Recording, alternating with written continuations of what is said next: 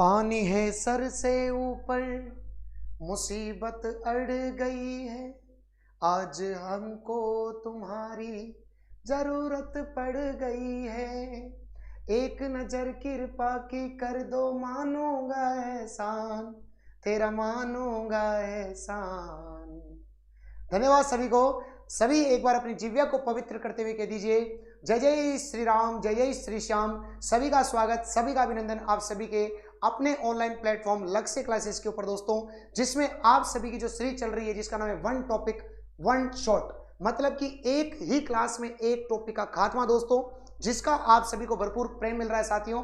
तो ऐसे ही प्रेम बनाए रखिएगा, आपकी सपनों को सही उड़ान देने के लिए और आपकी सफलता को सुनिश्चित करने के लिए लक्ष्य क्लासेस और लक्ष्य क्लासेस की पूरी टीम कटिबद्ध है साथियों। लगे रहिएगा और याद रखना, जब तक तोड़ेंगे नहीं तब तक छोड़ेंगे नहीं। तो सभी अपनी जिह्वा को पवित्र करते हुए कह दीजिए जय जय श्री श्याम, जय जय श्री श्याम। सभी का स्वागत, सभी का अभिनंदन साथियों। डिंपल नमस्कार, दिलीप नमस्कार, सभी का स्वागत। राजकुमार सभी का स्वागत बच्चों। एक बार फटाफट से वीडियो को जितने भी ऑनलाइन प्लेटफॉर्म के साथ आप जुड़े हुए हैं फटाफट से इस क्लास को शेयर कर दीजिए, क्योंकि आज की क्लास फिजिक्स की क्लास होने वाली है। और मैं फिर कह रहा हूं, अगर फिजिक्स से आपको भी डर लगता है साथियों, तो डर को भगाने के लिए बाबा आपके सामने हाजिर है। तो चलिएगा एक बार क्लास को शेयर कर दीजिए सभी सोशल मीडिया प्लेटफॉर्म पर। सभी का स्वागत, सभी का अभिनंदन साथियों। चलिएगा बिना टाइम वेस्ट किए अपनी क्लास को स्टार्ट करूंगा। चलिएगा साथियों। दोस्तों फिजिक्स का ये टॉपिक पेपर के अंदर इतनी बार और इतने सवाल पूछे जाते हैं इस टॉपिक से, तो इस टॉपिक को एक बेहतरीन ढंग से डिजाइन मैंने किया है कि बच्चों को मैं कैसे आसान बना सकता हूं इस टॉपिक को। और आज आप देखेंगे कि मेरी इस शैली से आप सभी को ये टॉपिक कितने आसानी से अंगुलियों पे याद हो जाएगा। ये वादा है मेरा। अंतिम समय तक आप बने रहना, बस बीच में साथ छोड़ करके मत जाना बच्चों, ठीक है। चलिएगा, मुझे विश्वास है कि आपने क्लास को शेयर कर दिया होगा। चलिए साथियों करते हैं शुरुआत। वन शॉट सीरीज आपकी चल रही है बच्चों, जिसमें आज का जो टॉपिक है बच्चों उसका नाम है बल और गति। बेसिकली मैं इसमें केवल आपको, क्योंकि मैं एक ही टॉपिक उठाऊंगा, दो टॉपिक में आपको भी रिवीजन का समय नहीं मिलता, तो आपको आज के क्लास में केवल कौन सा टॉपिक कराऊंगा, मैं बल वाला टॉपिक कराऊंगा। तो बिल्कुल इसमें पहले अपन थ्योरी पढ़ेंगे, फिर लास्ट में 15-16 एमसीक्यू सवाल करेंगे, जिससे कि आपका टॉपिक बिल्कुल जड़ से खत्म हो जाएगा। बने रहिएगा, मजा आने वाला है। छोटा सा टॉपिक है लेकिन ज्यादा मार्क्स देकर के जाएगा, तो बिल्कुल पेन कॉपी उठा लीजिए। और मैं आज नोट्स लिखने भी वाला हूं, तो आप चिंता नहीं करें, साथ के साथ नोट्स बनाएं बच्चों। चलिएगा, स्वागत अभिनंदन सभी को। सर आप बहुत अच्छा पढ़ाते हो, थैंक यू पीयूष। चलो, इसकी कंप्लीट पीडीएफ आपको लक्ष्य क्लासेज उदयपुर टेलीग्राम चैनल के ऊपर आपको मिलेगी साथियों, जिस पर 1 लाख से अधिक बच्चों का परिवार है ये, और आप सभी का विश्वास है।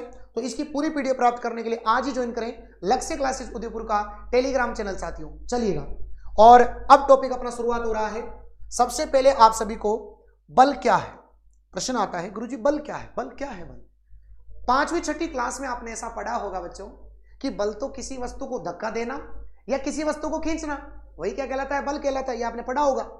लेकिन बच्चों ये परिभाषा ठीक है, ये परिभाषा ठीक है, लेकिन जो एक्चुअल कंडीशन में जो परिभाषा होती है ना, वो क्या होती है कि किसी भी वस्तु की या फिर खींचना क्या कहलाता है साथियों, बल कहलाता है। याद रखिएगा, किसी वस्तु को धक्का देना या किसी वस्तु को खींचना बल कहलाता है बच्चों। क्लियर है सभी को? यस गुरुजी, हमको यहां तक समझ में आ गई बात। अगली बात, लेकिन ये परिभाषा 6ठी क्लास की है, और आज हम 6ठी क्लास में थोड़ी ना पढ़ते हैं, आज तो हम बड़े हो गए हैं, है कि नहीं। तो आपको क्या याद रखना है कि किसी वस्तु के आकार, किसी वस्तु के आकार अथवा किसी वस्तु के आकार अथवा द्रव्यमान में परिवर्तन करना, द्रव्यमान में परिवर्तन करना क्या कहलाता है साथियों, बल कहलाता है गुरुजी। बल की परिभाषा दिमाग में सेट हो गई, किसी वस्तु को धक्का देना या खींचना या किसी वस्तु के आकार में परिवर्तन करना ही क्या कहलाता है, बल कहलाता है गुरुजी। बैठ गई दिमाग में, हमारे कोई दिक्कत नहीं है। अब आगे की बात करते हैं गुरुजी। इसका मात्रक आपने सुना होगा बच्चों, इसका मात्रक MKS पद्धति, जिसे आप क्या कहते हो, SI पद्धति कहते हो। सिस्टेमा इंटरनेशनल इसकी फुल फॉर्म होती है, बहुत सारे बच्चों को पता नहीं है। सिस्टेमा इंटरनेशनल MKS पद्धति में इसका मात्रक होता है बच्चों न्यूटन। क्या होता है बच्चों, न्यूटन होता है। याद रखिएगा बच्चों, क्या होता है, न्यूटन होता है, यह भी आप ध्यान रखना। और न्यूटन का तात्पर्य क्या होता है बच्चों, किलोग्राम मीटर प्रति सेकंड स्क्वायर। क्या बताएंगे, क्योंकि आप जानते हैं बच्चों, आप इस बात को जानते हैं कि अगर मैं बल के सूत्र की बात करूं, बच्चों, अगर मैं बल के सूत्र की बात करूं तो आप सभी मुझे चिल्ला चिल्ला के बोलेंगे कि F बराबर एम ए, क्या बोलेंगे बच्चों, F बराबर एम ए बोलेंगे। बोलो सही बात है। क्या याद रखना है, फादर बराबर माँ। अरे हमारे घर में माता और पिता बराबर होते हैं ना, तो फादर बराबर माँ, F बराबर एम ए। F बराबर क्या हो जाएगा बच्चों, एम ए। अब यहां से सूत्र बनाओ, अब यहां से मात्रक बनाओ, देख रहे इधर मात्रक, सुनो, F बराबर m का जगह किलोग्राम, और त्वरण का मात्रक क्या होता है, त्वरण का मात्रक मीटर प्रति सेकंड स्क्वायर। तो इस प्रकार देखो, किलोग्राम मीटर प्रति सेकंड स्क्वायर, ये क्या हो गया बच्चों, मात्रक हो गया। और इसी को कहा जाता है बच्चों न्यूटन। क्या कहा जाता है, न्यूटन। अरे न्यूटन जो है ना वो फिजिक्स के फादर हैं। तो फादर ऑफ फिजिक्स कौन है बताओ, न्यूटन है। न्यूटन क्या है बताओ, फादर ऑफ फिजिक्स।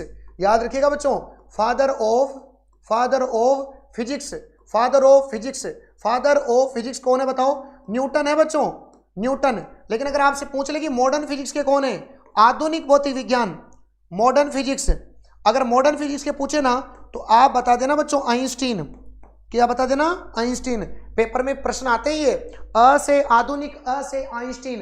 तो आधुनिक भौतिक विज्ञान के जनक कौन है, आइंस्टीन है बच्चों। जबकि फिजिक्स की पूछे तो न्यूटन है। यस, कॉन्सेप्ट क्लियर गुरुजी, बढ़िया समझ में आ गया कि द्रव्यमान का मात्रक किलोग्राम, त्वरण का मात्रक मीटर प्रति सेकंड स्क्वायर, एकदम से हमको याद हो गया। आजकल पेपर का लेवल बढ़ गया, न्यूटन दुनिया में सबको आता है, नहीं पूछा जाएगा, ऐसा देगा तो फंस जाएंगे बच्चे, इसलिए आपको ये तैयार रखना है। ठीक है गुरुजी। अगर आपसे पूछे कि सीजीएस पद्धति में मात्रक बताओ, सीजीएस पद्धति में बताओ, तो याद रखना बच्चों डाइन याद रख लेना। बोलो क्या याद रख लेना गुरुजी, डाइन याद रखना बच्चों। अगर सीजीएस पद्धति में पूछे तो याद रखना बच्चों डाइन। अगर एमकेएस पद्धति में पूछे न्यूटन, सीजीएस पद्धति में पूछे डाइन याद रखना बच्चों। और इन दोनों में संबंध क्या होता है, 1 न्यूटन बराबर 10 की घात 5 डाइन होते हैं बच्चों। क्या बोलोगे, 1 न्यूटन बराबर, 1 न्यूटन बराबर क्या बोलोगे बच्चों, 1 न्यूटन बराबर 10 की घात 5 डाइन। 1 न्यूटन बराबर 10 की घात क्या हो जाएगा बच्चों, 5 डाइन हो जाएगा। बताओ ये भी बात समझ में आ गई गुरुजी। 1 न्यूटन बराबर 10 की घात 5 डाइन होता है, क्योंकि दोनों बल के मात्रक होते हैं। और जब बल के मात्रक है बच्चों तो फिर संबंध भी होगा। तो 1 न्यूटन बराबर 10 की घात 5 डाइन हो गया। गुरुजी विमा, आप विमा जानते होंगे बच्चों। विमा में 3 शब्द होते हैं, M L T, M1 L1 T-2। क्या बोलेंगे बच्चों, M1 L1 T-2। यहां से विमा याद रखना, M1 L1 T-2, यहां से आराम से विमा बन सकती है। देखो इधर, यहां से विमा कैसे बनाई मैंने, मैं आपको सारी बातें सिखा रहा हूं बच्चों। मैं ऐसा मान रहा हूं कि जो मेरे विद्यार्थी इनको कुछ नहीं आता, आता बहुत कुछ है, आपको तो बहुत कुछ आता है, लेकिन मैं ऐसा सोच रहा हूं कि कुछ नहीं आता। क्योंकि जब मैं ऐसा सोचूंगा ना तभी जाकर के कंफर्म होगा कि मैं आपको सिखा पा रहा हूं। और अगर आप सीख रहे हैं ना तो वीडियो को लाइक करना मत भूलना बच्चों, क्योंकि वो तो आपका पहला कर्तव्य है, गुरु दक्षिणा है वो तो, है कि नहीं। चलो गुरुजी, विमा में देखो मैंने क्या बताया था। विमा बहुत सारे बच्चों को नहीं आते निकालना, मैं सिखा देता हूं। विमा में 3 शब्द होते हैं बच्चों, MLT, MLT। बच्चों ये जो टी होता है ना, ये टी, इस टी का मतलब होता है, M का मतलब मास, L का मतलब लेंथ, T का मतलब टाइम। अब यहां सोचो मास कितनी बार है, मास मतलब किलोग्राम कितनी बार है, 1 बार, तो 1 लगा दो। M का मतलब मीटर, मीटर मतलब लेंथ, लेंथ भी कितनी बार है, 1 बार। टाइम लिखेंगे यहाँ पर, अब नीचे टाइम नीचे है सेकंड में, ये जब ऊपर जाएगा तो किस में हो जाएगा बताओ, माइनस में हो जाएगा। तो इस प्रकार आपकी ये विमा बनती है बच्चों। M1 L1 T-2, ये किसकी विमा थी बताओ, बल की। मेरे हिसाब से एक बल के बारे में जनरल इंट्रोडक्शन आपको क्लियर हो गया। पूनम वर्मा, हरीश, अंकित, नमस्कार, स्वागत बच्चों। किसी वस्तु को धक्का देना या खींचना बल, बल के मात्रक, बल की विमा, बल के बारे में सारी बातें मैंने आपसे डिस्कस कर ली। मुझे विश्वास है कि यहां तक की कहानी आपको बढ़िया समझ में आ गई होगी। अगर आगे बच्चों एक बार मुझे थम्स अप करके बताएं कि गुरुजी बल के बारे में तो आपकी सारी बातें क्लियर हो गया, एकदम कंप्लीट है गुरुजी। सर नोट्स चाहिए, नोट्स बच्चा अब ऑनलाइन आपको मिल रहे हैं, चिंता नहीं करनी है, नोट्स आपको पूरा कंप्लीट अब ऑनलाइन पूरा सेट मिल रहा है। बहुत कम फीस में मिल रहा है यार, घर तक पहुंच रहा है। एक जमाने में आज के 100-200 साल पहले जब हम पढ़ा करते थे तो उस समय हमको पैदल पैदल जाना पड़ता था, कभी बैलगाड़ी में जाना पड़ता था, है कि नहीं। यस ठीक है बच्चों, याद रखिएगा ये मात्रक हो गए बच्चों, बहुत अच्छे से क्लियर हो गया गुरुजी, हमको समझ में भी आ गया जनरल इंट्रोडक्शन। अब देखो बच्चों, अब बात करते हैं बलों के प्रकार कि कौन कौन से बलों के प्रकार होते हैं बच्चों।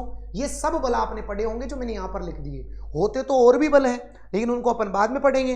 जैसे अपकेंद्रीय बल होता है, अभिकेंद्रीय बल होता है, सहसंजक बल होता है, असंजक बल होता है। लेकिन जो मुख्य बल है ना वो ये मैंने 5 लिखे हैं जिनमें बल बहुत अच्छे से क्लियर करना है। गुरुत्व आकर्षण बल, गुरुत्व आकर्षण बल। अब गुरुजी गुरुत्वाकर्षण बल क्या होता है, ध्यान से देखना। पृथ्वी द्वारा क्या हुआ बच्चों, एक बार एक न्यूटन थे, न्यूटन को डॉक्टर ने कह दिया था प्रीमेच्योर बेबी है न्यूटन, 18 साल की उम्र में इनके देहांत हो जाएगा। लेकिन न्यूटन को तो इतिहास रचना था बच्चों, तो वो जो फल था ना पेड़ से नीचे गिर रहा था वो देखा उन्होंने, किसने, न्यूटन ने देखा। न्यूटन ने देखा कि यार ये फल नीचे ही क्यों गिर रहा है। बाद में उन्होंने गुरुत्वाकर्षण बल की खोज की साथियों, और बोला कि यहाँ पर एक पृथ्वी द्वारा एक वस्तुओं को अपनी ओर खींचने वाला बल लगता है जिसका नाम है गुरुत्वाकर्षण बल। और बच्चों गुरुत्वाकर्षण बल तो बहुत कमजोर बल है। मैं आपके ऊपर बल लगा रहा हूं गुरुत्वाकर्षण, आप मेरे ऊपर लगा रहे हैं गुरुत्वाकर्षण, ये वस्तु मेरे ऊपर लगा रही है, ये डेस्क मेरे ऊपर लगा रही है, लाइट। इस संसार में प्रत्येक वस्तु एक दूसरे पर गुरुत्वाकर्षण बल लगाती है, लेकिन ये बल इतना कमजोर है रे कि भाई साहब इसका एहसास तक नहीं होता कि बल लग भी रहा है या नहीं लग रहा। तो बताओ फटाफट से, मेरे पढ़ाने का बल आप तक लग रहा है कि नहीं लग रहा बच्चों? मेरे द्वारा पढ़ाने का बल लग रहा है, मजा आ रहा है? बिल्कुल, मैंने देखे आपके सबके कमेंट, सारे वीडियो के नीचे कमेंट देखता हूं मैं, मुझे अच्छा लगता है कि आप सभी बच्चे इतने कमेंट्स करते हैं। थैंक यू, थैंक्स अलॉट आप सभी का।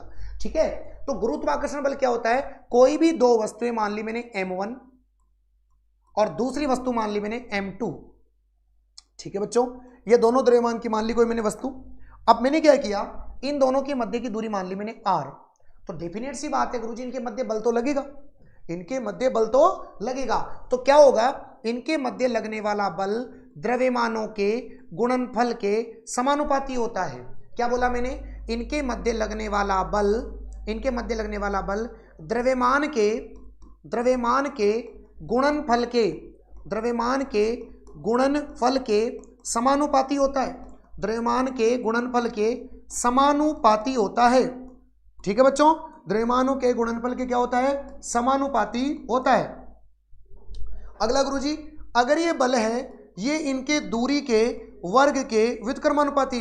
अरे एक बात बताओ रे, जो जो दूरी ज्यादा होगी बल क्या लगेगा, कम लगेगा, दूरी कम होगी तो बल ज्यादा लगेगा। अरे ये तो हर एक इंसान पे करता है बच्चों, जो जो दूरियां ज्यादा होगी तो बल कम लगेगा, और अगर पास पास ही रह रहे हैं तो बल ज्यादा लगेगा। तो दूरी के वर्ग के व्युत्क्रमानुपाती होता है। बताओ इनके मध्य लगने वाला बल, क्या बोला, इनके मध्य लगने वाला बल दूरी के वर्ग के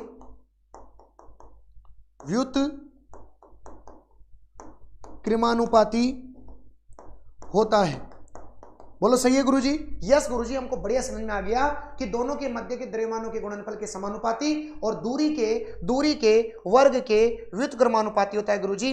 अब इन दोनों को मैंने जोड़ दिया, किस किस को, इसको और इसको, एक किस किस किसको, इसको और इसको। तो यहां पर बताओ क्या बन जाएगा, F समानुपाती m1 m2 divide by r square, m1 m2 divide by r square बन गया बच्चों। तो अगर ये मान के देखो, ऊपर तो m1 m2 है, नीचे क्या है, r स्क्वायर बन गया ना। तो अब क्या करेंगे बताओ, समानुपाती का चिन्ह हटाएंगे तो यहां पर आएगा बच्चों जी। सुना होगा आपने गुरुत्वीय नियतांक, यूनिवर्सल कांस्टेंट, गुरुत्वीय नियतांक है ना। तो g m1 m2 बटा बोलो क्या बोलेंगे, r स्क्वायर, जी m1 m2 बटा r स्क्वायर। गुरुजी ये g क्या है, अरे ये g तो बच्चों यूनिवर्सल कांस्टेंट है, गुरुत्वीय नियतांक है। याद रखना, सार्वत्रिक नियतांक भी कह देते हैं इसको, और इसे गुरुत्वीय नियतांक भी कहा जाता है बच्चों, इसे गुरुत्वीय नियतांक भी कहा जाता है। और इस गुरुत्वीय नियतांक का मान सभी ने सुना होगा 6.67 इंटू 10 की घात -11 होता है। 6.67 इंटू 10 की घात -11 होता है। बहुत बढ़िया, बहुत सुंदर, बहुत बच्चों, मधुमेह बहुत बढ़िया, एसके सैनी, राहुल बाबा को अलवर की धरा से प्रणाम, प्रणाम भाई साहब प्रणाम, बिल्कुल कबीर चौधरी, बिल्कुल बहुत स्वागत है बच्चा आपका, रवीना नमस्कार। बस ऐसे ही पढ़ते रहो बच्चों, ये मोटिवेशन बढ़ाते रहिएगा और मैं लगा रहूंगा, आपको सिलेक्शन दिला करके छोड़ेंगे, फिजिक्स को अंगुलियों पर टच करवाएंगे बच्चों। आइएगा अब गुरुजी, ये जो मान आया इसका, अब इसकी यूनिट क्या आएगी, पूछा जाता है सवाल, जी का मात्रक बताओ, जी का मात्रक मेरे को तो याद है न्यूटन मीटर स्क्वायर बटा किलोग्राम स्क्वायर, लेकिन तुम कैसे याद करोगे? तो आओ बाबा की शरण में। F बराबर जी m1 m2 बटा बोलो आर स्क्वायर। जब इसको इधर भेज दूंगा तो क्या आ जाएगा, ये एफ आर स्क्वायर बराबर जी m1 m2। और जब जी निकालना है तुमको तो m1 m2 को कहां भेजो बताओ? नीचे भेज दो गुरुजी। ये दोनों गए यहां से, ये दोनों गए, जी को यहीं छोड़ा, m1 m2 कहां गया? नीचे आ गया गुरुजी। बस अब तो आ गया। बताओ बल का मात्रक न्यूटन, न्यूटन। आर मतलब दूरी, और दूरी का स्क्वायर मतलब metre square, newton metre square. द्रव्यमान मतलब किलोग्राम, किलोग्राम किलोग्राम का स्क्वायर। तो क्या हो जाएगा बताओ? Newton metre square, newton metre square upon kilogram square, newton metre square upon kilogram square. बच्चों newton metre square upon kilogram square गुरुत्वीय नियतांक। और ये मान किसने निकाला था? याद रखना बच्चों, जी का मान, याद रखना, बहुत अच्छे से लिखवा रहा हूं मैं, जी का मान हेनरी कैवेंडिश ने ज्ञात किया। जी का मान हेनरी कैवेंडिश ने ज्ञात किया बच्चों। अरे ये हेनरी कैवेंडिश वही है, वही कौन जिसने हाइड्रोजन की खोज की थी। H से हाइड्रोजन, H से हेनरी कैवेंडिश। तो याद रखना बच्चों, हेनरी कैवेंडिश ने किसकी खोज की थी? हाइड्रोजन की खोज। अरे बच्चों किसकी खोज की थी? हाइड्रोजन की खोज करने वाले भी कौन थे बताओ? हेनरी कैवेंडिश थे बच्चों। मेरे हिसाब से आपको यहां तक का बेहतरीन तरीके से, बेहतरीन ढंग से समझ में आ गया बच्चों। इसके अलावा आप सभी को चंद्रमा, पृथ्वी, पृथ्वी का द्रव्यमान, चंद्रमा का गुरुत्वीय त्वरण, इनके बारे में पता होगा, लेकिन वो अपन आगे पढ़ते जाएंगे। फटाफट से गुरुत्वाकर्षण बल की बात कर लेते हैं। तो यहां पर आपको एक नया शब्द मिला, तो यहां से ये प्रश्न भी आपसे पूछा जा सकता है, ये प्रश्न भी आ सकता है। एक बार फटाफट से इसका स्क्रीनशॉट ले लो बच्चों, ताकि आपको ये आपके पास क्लियर तरीके से सेट रहे, कोई भी समस्या आपको नहीं आए बच्चों। यहां से अब एक प्रश्न मैं आपसे यहां से एक पुटअप करूंगा और उस प्रश्न का जवाब आप मुझे देना। इसका स्क्रीनशॉट लो, फिर एक प्रश्न मैं आपसे यहां से पूछ लेता हूं बच्चों, ठीक है ना? देखो प्रश्न लिखना आप सभी बच्चे, ये प्रश्न पूछा गया पहले। यदि यदि लिखिएगा, बहुत बढ़िया प्रश्न है। पृथ्वी व सूर्य के मध्य लगने वाला गुरुत्व आकर्षण बल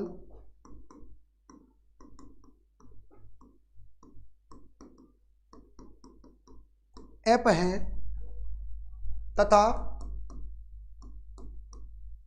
दूरी को आधा कर दिया जाए तो बल का मान आपसे पूछा है। कितना देखो बच्चों, मैं मेरी तरफ से कोई, आप पढ़ो चाहे मत पढ़ो, पढ़ने वाला ही आगे बढ़ेगा, बाकी टाइम पास करने वाले यहीं के यहीं रह जाएंगे। पढ़ना तो पड़ेगा भाई साहब, कोई इलाज नहीं है, पढ़ना ही पड़ेगा। दुख पाओ सुख पाओ, नींद आएगी, मुझे पता रात के 9-10 बज रहे हैं, है कि नहीं, परेशान हो जाओगे, लेकिन बच्चों पढ़ना पड़ेगा। कि जहां से डर खत्म होता है वहीं से असली जिंदगी चालू होती है बच्चों। बहुत बढ़िया, बहुत सुंदर, अच्छा, बहुत बढ़िया बात है। तो F का मान, ऑप्शन भी दे रखे हैं इसमें, तो ऑप्शन भी दे रखे बच्चों, क्या? F/2, F/4, F/2, F/4, 2F और 4F। आंसर करो, देखें A आएगा, B आएगा, C आएगा या फिर D आएगा। आंसर करिए, फटाफट आंसर करिए। इस प्रश्न का आंसर करो आप, जब तक कि मैं अगले प्रश्न की ओर चलता हूं, अगले बल की बात करता हूं। गुरुजी, गुरुत्व आकर्षण बल याद रखिएगा, प्रकृति का सबसे कमजोर बल है। प्रकृति का सबसे कमजोर बल कौन सा है बताओ? गुरुत्वाकर्षण बल है, याद रख लीजिएगा। प्रकृति का नोट लगा के लिखवा दो क्या? मैं इसको नोट लगा के यहीं पर लिखवा दो क्या? यहीं लिखवा देता हूं ना, यहां देखो, यहां लिख दो बच्चों, प्रकृति का नोट लगा के लिख लेना। प्रकृति का सबसे कमजोर बल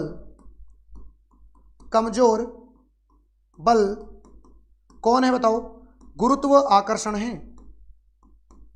प्रकृति का सबसे कमजोर बल कौन है? गुरुत्वाकर्षण बल है। प्रकृति का सबसे कमजोर बल गुरुत्वाकर्षण, लेकिन इसकी रेंज तो ज्यादा है ना। आप मेरे से इतनी दूर पढ़ रहे हो और मेरे से इतनी रेंज है, फिर भी गुरुत्वाकर्षण लग रहा है ना। तो रेंज याद रखना बच्चों, मैक्सिमम होती है। रेंज मतलब परास, रेंज रेंज मतलब होता है परास, ये क्या होती है बताओ, अधिकतम होती है। ठीक है मेरे भाइयों, यस गुरुजी, एकदम बढ़िया समझ में आ गया गुरुजी। और गुरुत्व त्वरण तो फिर मैं आपको अलग से पढ़ाऊंगा इसे, उसमें तो कोई समस्या ही आपको नहीं आएगी, है कि नहीं। मेरे हिसाब से यहां तक का गेम आप सेट कर देंगे। अब बताओ ये प्रश्न का आंसर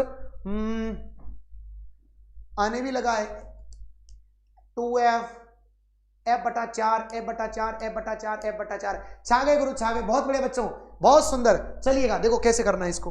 हम जानते हैं कि f बराबर होता है g m1 m2 बटा बोलो r स्क्वायर। अरे g तो कांस्टेंट है, g तो कांस्टेंट है 6.67 × 10⁻11 न्यूटन मीटर स्क्वायर पर किलोग्राम स्क्वायर, g तो पता है। तो बताओ m की कोई बात नहीं है, m2 की बात नहीं, द्रव्यमान कोई बात ही नहीं कर रहा।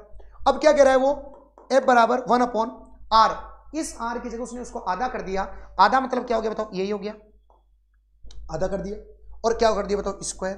तो f बराबर क्या हो जाएगा बताओ, 1/4।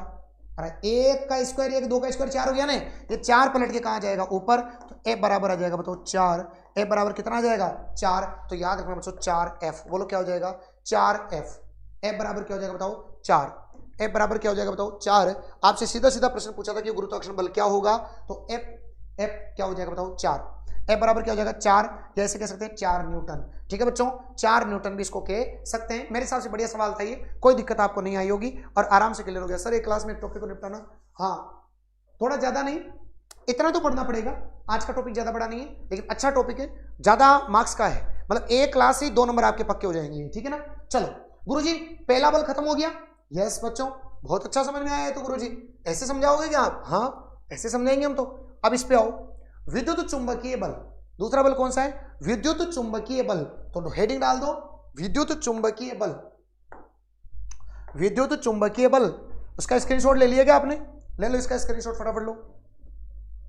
यस गुरुजी, सुकून मिलेगा। अगला देखो बच्चों, नेक्स्ट नंबर 2, विद्युत चुंबकीय बल। बोलो कौन सा गुरुजी, विद्युत चुंबकीय बल। नंबर दूसरा विद्युत चुंबकीय बल, यह प्रकृति का सेकंड नंबर का सबसे प्रबल बल है। कमजोर नहीं, कमजोर तो लिख दिया मैंने, कमजोर तो क्या लिखा बताओ, गुरुत्वाकर्षण बल। कमजोर तो गुरुत्वाकर्षण बल लिखा, लेकिन लेकिन लेकिन लेकिन लेकिन विद्युत चुंबकीय बल स्ट्रॉन्ग फोर्स, स्ट्रॉन्ग फोर्स होता है नाभिकीय बल, आगे बताऊंगा मैं आपको। नाभिक में जो बल लगता है नाभिकीय बल सबसे स्ट्रॉन्ग होता है। तो सेकंड नंबर का जो स्ट्रॉन्ग है ना उसका नाम है विद्युत चुंबकीय बल। सेकंड नंबर का सबसे स्ट्रॉन्ग होता है ये, सेकंड का, सेकंड स्ट्रॉन्ग फोर्स। गुरुजी ये कहां लगता है, ये 2 आवेशों के मध्य लगता है बच्चों। क्या लगता है, 2 आवेशों के मध्य, 2 आवेशों के मध्य, 2 आवेशों के मध्य लगने वाला बल, 2 आवेशों के मध्य लगने वाला बल। अगर 2 आवेशों के मध्य कोई बल लगता है ना तो कौन सा होता है, विद्युत चुंबकीय बल। जैसा कि मैंने आपसे बात करी, ये देखो पहला सेम ये चलेगा, ये Q1, ये दूसरा Q2। आवेश को Q से लिखते हैं अपन, आवेश का मात्रक कूलाम होता है। अरे यस और नो बोलते तो जाओ बच्चों, सोना नहीं है। और ये होगी इनके बीच की दूरी r। बहुत अच्छा पढ़ रहे हैं आप, बहुत बढ़िया, अच्छी मेहनत कर रहे हैं आप, मैं खुद खुश हूं आपकी इस मेहनत से। इनके मध्य वही सेम टू सेम काम करेगा ये, जहां M1 M2 था ना यहां पर आ जाएगा Q1 Q2। तो अब बताने की जरूरत नहीं है, आवेशों के गुणनफल के समानुपाती। तो ये तो पहला कॉन्सेप्ट के लिए गुरुजी एकदम समझ में आ गया। दूसरा वही दूरी के वर्ग, क्योंकि दूरी बढ़ेगी तो बल तो हमेशा ही कम लगेगा ना। एक आदमी यहां रह रहा है, उसकी पत्नी ऑस्ट्रेलिया रह रही है, तो दूरी ज्यादा है तो बल तो कम ही लगेगा। अरे बोलो सही बात गुरुजी, सही। तो इनके मध्य दूरी के क्या होता है, वर्ग के व्युत्क्रमानुपाती होता है गुरुजी। अरे बोलो समझ में आ रहा है बच्चों, तो बताओ क्या हो जाएगा, ये F समानुपाती, दोनों को मिलाया तो यहां लिख देता हूं इसको, आवेशों के, क्या बोलना बच्चों, आवेशों के गुणनफल के समानुपाती, आवेशों के गुणनफल के समानुपाती, आवेशों के गुणनफल के क्या होता है बताओ, समानुपाती होता है बच्चों। और दूरी के क्या बोलना है, दूरी के वर्ग के, दूरी के वर्ग के व्युत्क्रमानुपाती, दूरी के वर्ग के व्युत्क्रमानुपाती। एकदम क्लियर, यस गुरुजी, बढ़िया समझ में आ रहा है, कोई समस्या नहीं आ रही हमको, दूर तक ही नहीं आ रही। अब दोनों को जोड़ दिया मैंने, F समानुपाती Q1 Q2 divide by R square. अरे बात क्लियर है ना बच्चों? एनल SM सोमिया, बहुत बढ़िया। राजस्थान, हम आप गर्व है सर, आपसे मोटिवेशन मिलता है, इंस्पिरेशन हो। ये क्लास नहीं मेरा भविष्य है सर, थैंक यू। ठीक है बच्चों, अब बस ऐसे पढ़ते रहो, आपका यही मुझे मोटिवेशन देता है। अब समानुपाती का चिन्ह टेका तो आएगा बच्चों 1/4 पाई एप्सिलॉन नॉट।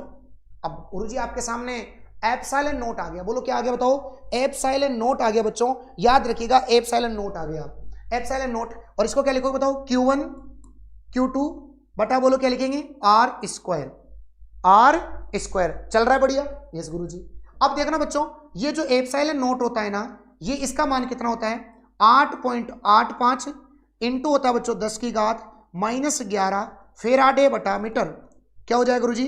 फेराडे बटा मीटर। अरे बच्चों यही तो राहुल सर का लेवल है, बस ऐसे लिखते जाइएगा। क्या बताओ मैंने? एप्सिलॉन नॉट का मान होता है 8.85 इंटू 10 की घात -12 फेराडे बटा मीटर बच्चों। और इस पूरे को कह देते बच्चों, यहां पर जब आपने मान पुट किया, एप्सिलॉन नॉट का ये मान पुट किया, पाई का मान 22/7 पुट किया, 4 से गुणा किया, तो ये जो पूरा था ना, इसको मैंने लिख दिया के। क्या लिख दिया गुरुजी? के लिख दिया। और इसकी जगह लिख दिया वापस Q1 Q2 अपॉन बच्चों R स्क्वायर। और ये किसका मान है बताओ? बल का मान है। जी गुरुजी बढ़िया, समझ में आ रहा है? यस, कोई दिक्कत नहीं है। अब आप सोचो थोड़ा सा, यहां पर जो के है इसका मान कैसे निकाला होगा? समझ गए होंगे आप। एप्सिलॉन नॉट का मान ये रखा होगा, बोलो सही बात है। एप्सिलॉन नॉट का मान ये रखा होगा, 22/7 से गुणा करके 4 से गुणा किया, तो यहां पर आया इसका मान 9 इंटू 10 की घात 9। के का मान कितना है बच्चों? 9 इंटू 10 की घात 9 और मातो न्यूटन, आर का मीटर स्क्वायर बटा कुलाम स्क्वायर। बस केवल वहां किलोग्राम स्क्वायर था क्योंकि वहां द्रव्यमान थे, और यहां आवेश है तो कुलाम स्क्वायर। फटाफट से बच्चों बताइए मुझे, क्या ये आपको चीज समझ में आ गई क्या बच्चों? फटाफट से देखो कितनी बातें अच्छी अच्छी बताई, फटाफट स्क्रीनशॉट ले लो इसका एक बार।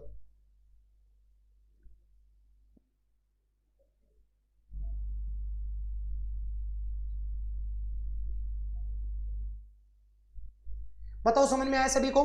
फटाफट स्क्रीनशॉट ले लिया होगा आपने।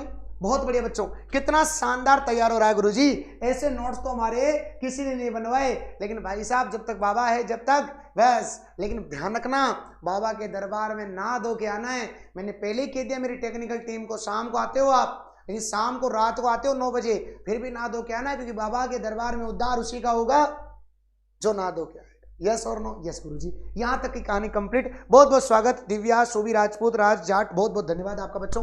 अब गुरुजी 2 बल तो हमारे बढ़िया समझ में आ गए, कोई समस्या ही नहीं आई इनमें तो।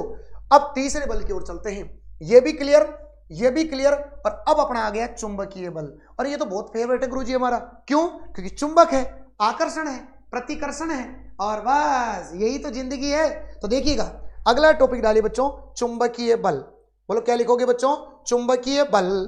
तो टॉपिक डाल दीजिए चुंबकीय बल। टॉपिक डाल दिए बच्चों चुंबकीय बल। क्या लिखोगे? चुंबकीय बल। चुंबकीय बल। तो देखो, चुंबक के 2 ध्रुवों के मध्य, चुंबक के 2 ध्रुवों के मध्य लगने वाला बल। अब आपको पता है समान समान है तो प्रतिकर्षण, और असमान है तो आकर्षण बल लगेगा। तो 2 ध्रुवों के मध्य लगने वाले बल को, चुंबक के 2 ध्रुवों के मध्य लगने वाले बल को चुंबकीय बल कहा जाता है। तो लिख देते हैं इस पॉइंट को। क्या बोलो गुरुजी? क्या बोला आपने? देखो, चुंबक के 2 ध्रुवों के मध्य, चुंबक के 2 ध्रुवों के मध्य लगने वाला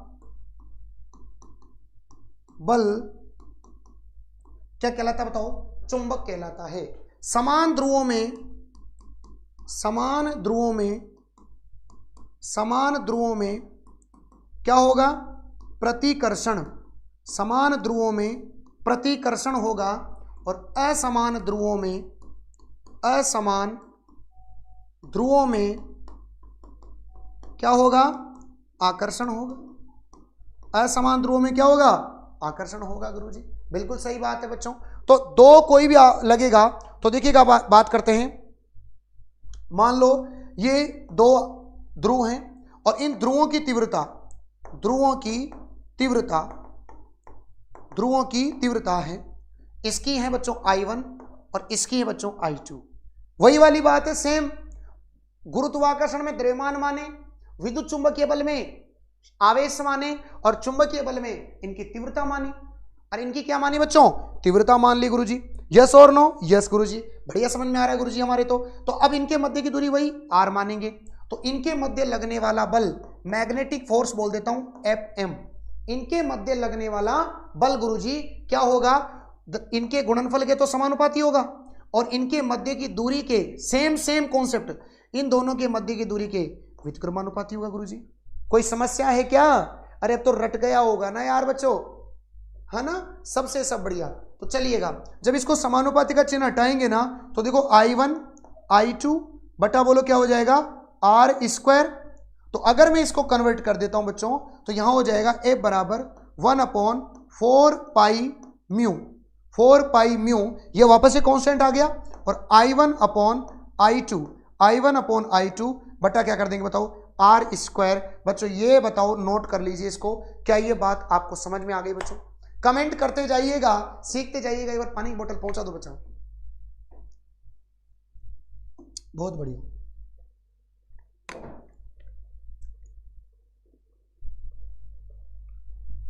ठीक है, आगे देखिए, ये म्यू क्या होता है गुरुजी? म्यू क्या है बताओ? म्यू क्या है? माध्यम की चुंबकशीलता, माध्यम की चुंबकशीलता। अरे ये जो म्यू लिखा है ना, ये म्यू, ये क्या है? माध्यम की चुंबकशीलता, माध्यम की चुंबकशीलता। और अगर म्यू नोट की बात करूं ना तो ये क्या होता है बताओ? निर्वात की चुंबकशीलता, निर्वात की चुंबकशीलता होती है बच्चों। निर्वात की क्या होती है? चुंबकशीलता। अब बताओ कैसा कंटेंट है बच्चों? कैसा मजा आ रहा है ना तुमको कंटेंट में, हैं? अगर यहां म्यू की जगह म्यू नोट होता ना तो माध्यम की चुंबकशीलता होती। म्यू है ना, इसका माध्यम की चुंबकशीलता। अगर मैं म्यू नोट लगा दूं ना तो निर्वात की चुंबकशीलता। बात समझ में आ गई क्या बच्चों? अरे वहां द्रव्यमान था, फिर वहां आवेश था, और यहां क्या है? इनकी तीव्रता है बच्चों। फटाफट बताओ। कुमावत बनवारी, नमस्कार नमस्कार भाई।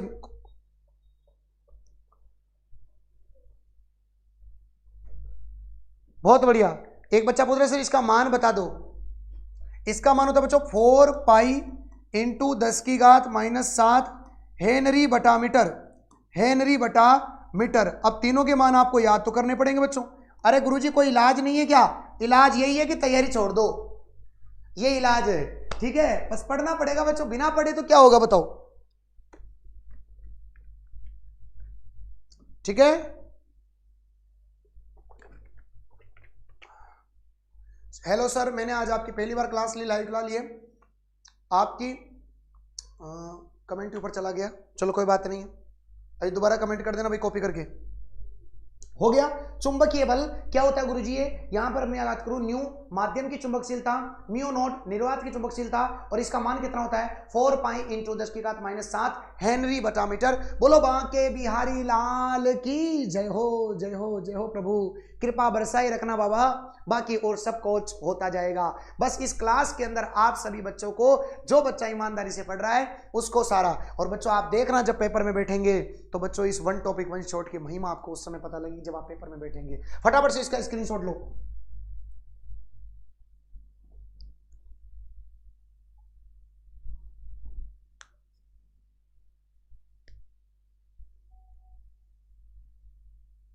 ओके गुरुजी, यस, हमारी बात एकदम क्लियर हो चुकी है और यहां तक का काम कंप्लीट हो गया।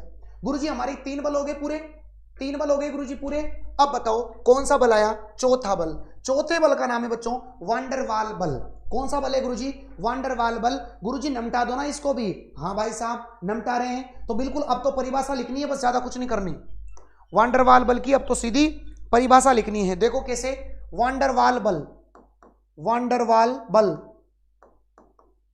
वांडरवाल बल गैस के अणुओं के मध्य, बहुत कमजोर बल होता है बच्चों ये तो। अरे कमजोर है ना बच्चों, तभी तो गैस को फटाफट से दबा करके उसको द्रव में बदला जा सकता है, द्रव में बदला जा सकता है बच्चों। तो याद रखना मेरे भाइयों, गैस के अणुओं के मध्य लगने वाला बल कौन सा होता है? वांडरवाल बल। तो लिख देंगे इस बात को। क्या लिखेंगे?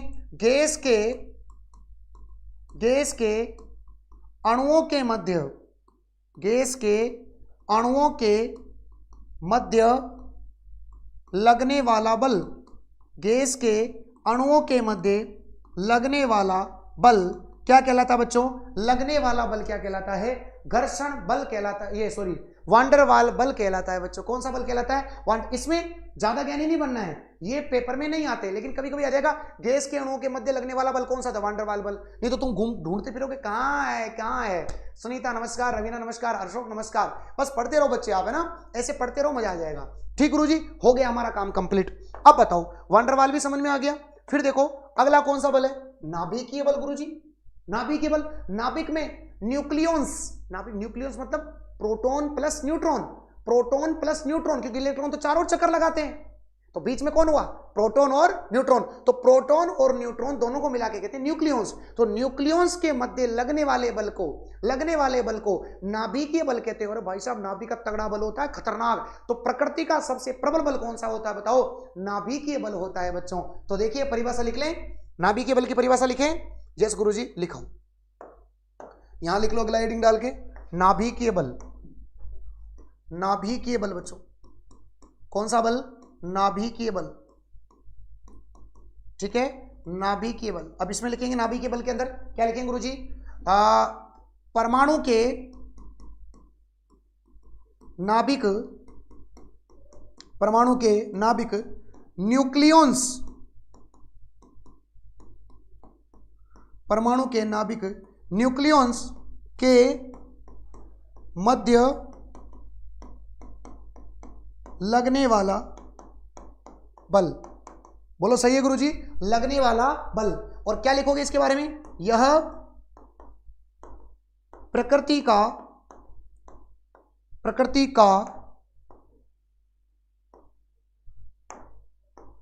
यह प्रकृति का सबसे प्रबल बल है।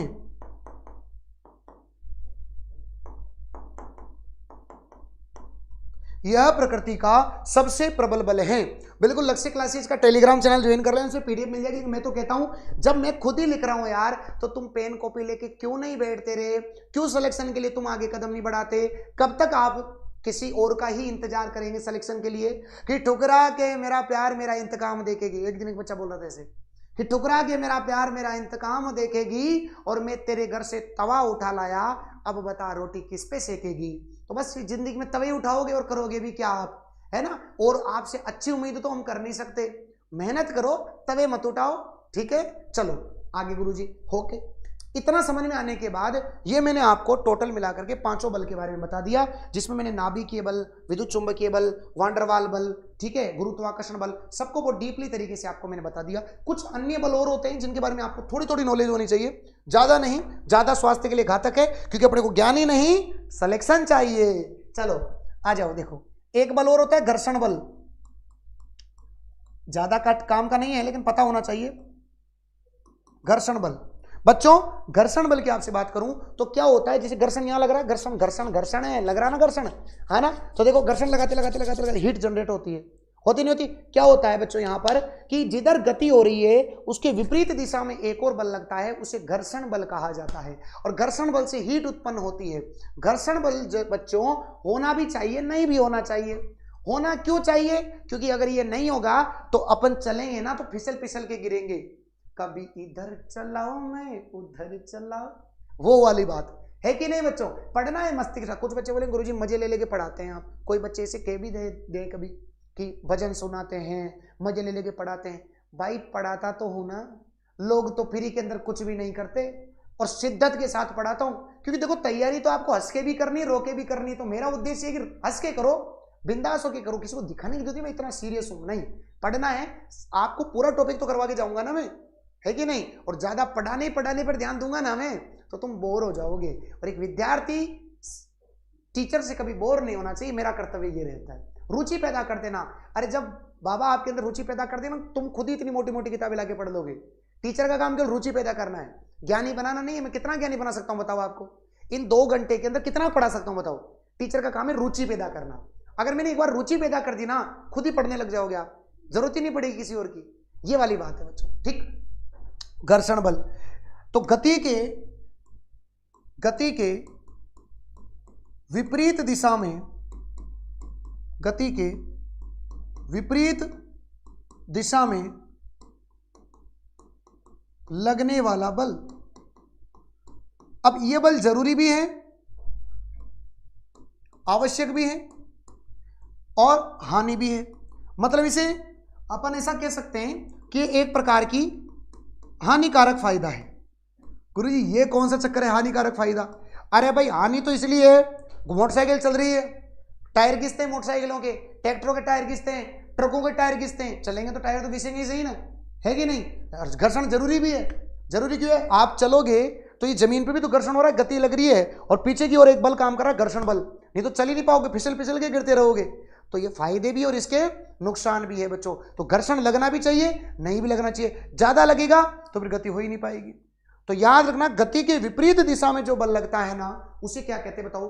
घर्षण बल कहा जाता है। कौन सा बल कहा जाता है? घर्षण बल। जैसे ये गति कर रही है तो इस पर बल लग रहा है इधर की ओर, लेकिन इस गति के विपरीत दिशा में एक और बल लग रहा है बच्चों, फ्रिक्शन फोर्स Fr। तो विपरीत दिशा में जो बल लगेगा उसे क्या कहा जाता है बताओ? घर्षण बल कहा जाता है। दो बल बच्चों आपको और याद रखने हैं, दो बल और बल याद रखने हैं आपको। एक होता है अभिकेंद्रीय बल, एक होता है बच्चों अभिकेंद्रीय बल और एक होता है बच्चों अपकेंद्रीय बल। एक होता है अभिकेंद्रीय बल और एक होता है बच्चों अपकेंद्रीय बल। गुरुजी जो केंद्र की ओर लगेगा उसे कहते हैं अभिकेंद्रीय। जैसे मौत का कुआं देखा होगा तुमने, मौत का कुआं कहां लगता है? एक बीच में तो सेंटर होता है, बीच में तो सेंटर होता है और ये चारों ओर लगता रहता है, चारों ओर वो दौड़ते रहते, तो अभिकेंद्रीय बल है। कभी घुमाओ पे गाड़ी टर्न करते हो ना, तो जो पूरा जो बल लगता है वो केंद्र की ओर लगता है, तो उसे अभिकेंद्रीय बल कहा जाता है। गुरुजी फिर अपकेंद्रीय, जो केंद्र से बाहर की ओर लगे, बाहर की ओर लगना चाहिए। अब बाहर की ओर लगना चाहिए फिर इसका मतलब क्या है? ओके सर जी मैं हरियाणा से हूं, थैंक यू सुमन, ठीक है। तो बाहर की ओर लगेगा ना तो क्या कहलाएगा बताओ? अपकेंद्रीय। जैसे कपड़े धोने की मशीन कपड़ों को बाहर फेंकती है, बाहर फेंकती है कपड़ों को, है कि नहीं? दूध से मक्खन निकाल, मक्खन क्या होता है? मक्खन क्या होता है? मक्खन ऊपर आ जाता है और छाछ छाछ नीचे आ जाती है। तो ये कौन से बल है बताओ? अपकेंद्रीय बल है। अभिकेंद्रीय नहीं है, कभी समझ लो कपड़ों को बीच में लपेट दी थी, नहीं, कपड़ों को बाहर फेंक, तभी तो धुलते हैं वो। तो क्या बताया मैंने? जो केंद्र की ओर लगे। ये क्या हो गया भाई साहब? ठीक है,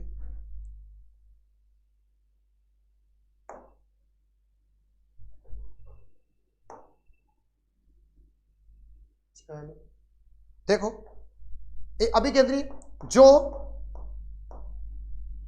क्या हो गया, इसका हैंग हो गया, जो केंद्र से केंद्र की ओर लगे, जो केंद्र की ओर लगे और जो केंद्र से बाहर की ओर लगे, केंद्र से बाहर की ओर लगे। इसके एग्जाम्पल जरूर याद रखना। कौन कौन सा?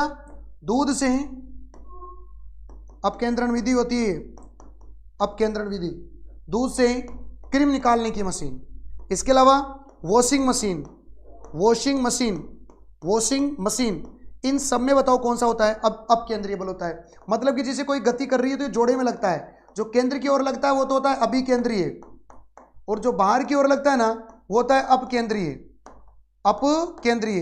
देखा भी होगा आपने, गांव के अंदर ऐसे पकड़ के एक रस्सी घुमाई होगी, घुमाई होगी ना, तो घुमाते घुमाते क्या होता है? इसका वेग बढ़ता है और वेग बढ़ते बढ़ते बढ़ते जैसे ही वेग बढ़ेगा तो अपकेंद्रीय बल बढ़ जाता है, और अपकेंद्रीय बल कहां भेजता है? उसको बाहर की ओर। तभी उसके अगर मान लो कोई पत्थर बंधा हो तो पत्थर कहां जाता है? बाहर की ओर जाता है।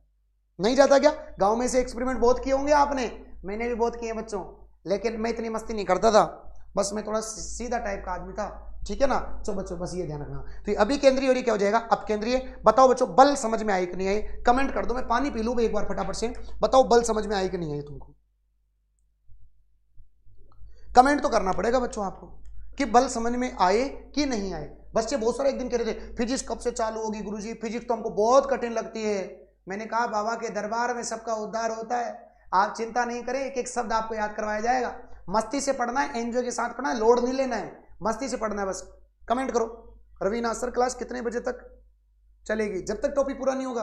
अभी तक तो बल ही चल रहा है, बल्कि परिभाषा चल रही है, बल सारे खत्म हो गए, अब पलायन वगैरह वगैरह वगैरह और भी पढ़ना पड़ेगा। मस्त लगा सर आपका सेशन, थैंक यू।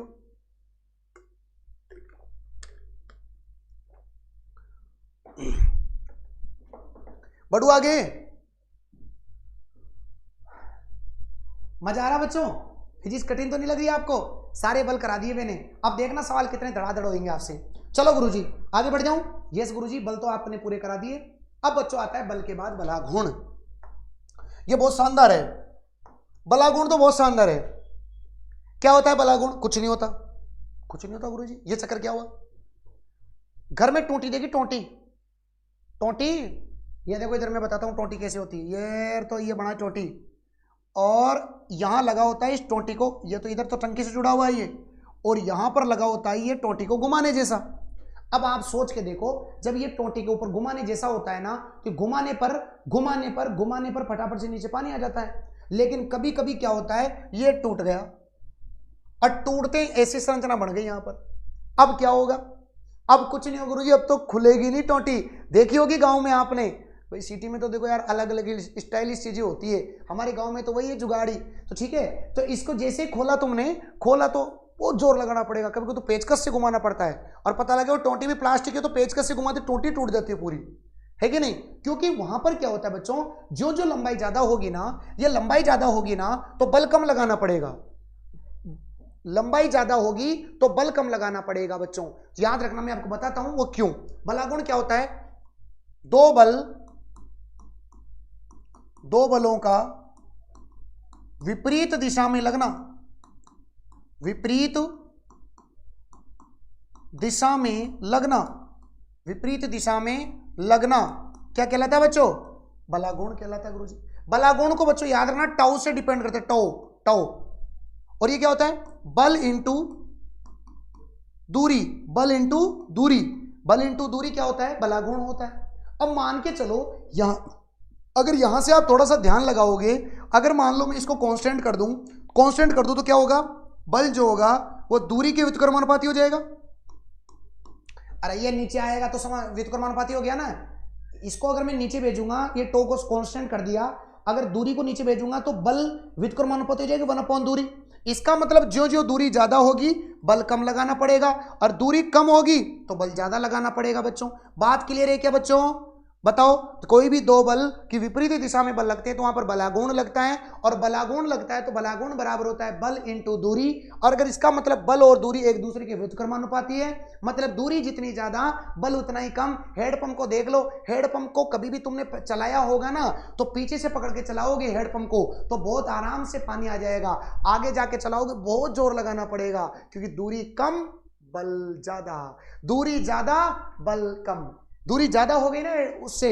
यहां से एक बात बताओ, यहां से ये जो चलाने का होता है, यहां से कभी चलाना उसको, ये दूरी कम है, जब यहां से चलाओगे उसको तो दूरी ज्यादा हो गई, दूरी ज्यादा होगी तो बल क्या लगाना पड़ेगा? कम। कभी कभी तुमने देखा होगा पेचकस वाला उदाहरण, जैसे छोटा पेचकस होता है उसे तुम कील कसते हो ना, कितना कितना जोर लगाना पड़ता है, और वो पेचकस बड़ा होता है तो shut shut shut shut shut लग जाता ना। क्योंकि जब छोटा पेचकस है ना, जब छोटा पेचकस है तो क्या करना पड़ेगा बताओ? तुम्हारी दूरी कम है, दूरी कम है तो बल ज्यादा लगाना पड़ेगा। जब तुम बड़ा पेचकस से कसोगे तो दूरी ज्यादा, दूरी क्या होगी? ज्यादा, और जब दूरी ज्यादा होगी तो बल क्या लगाना पड़ेगा?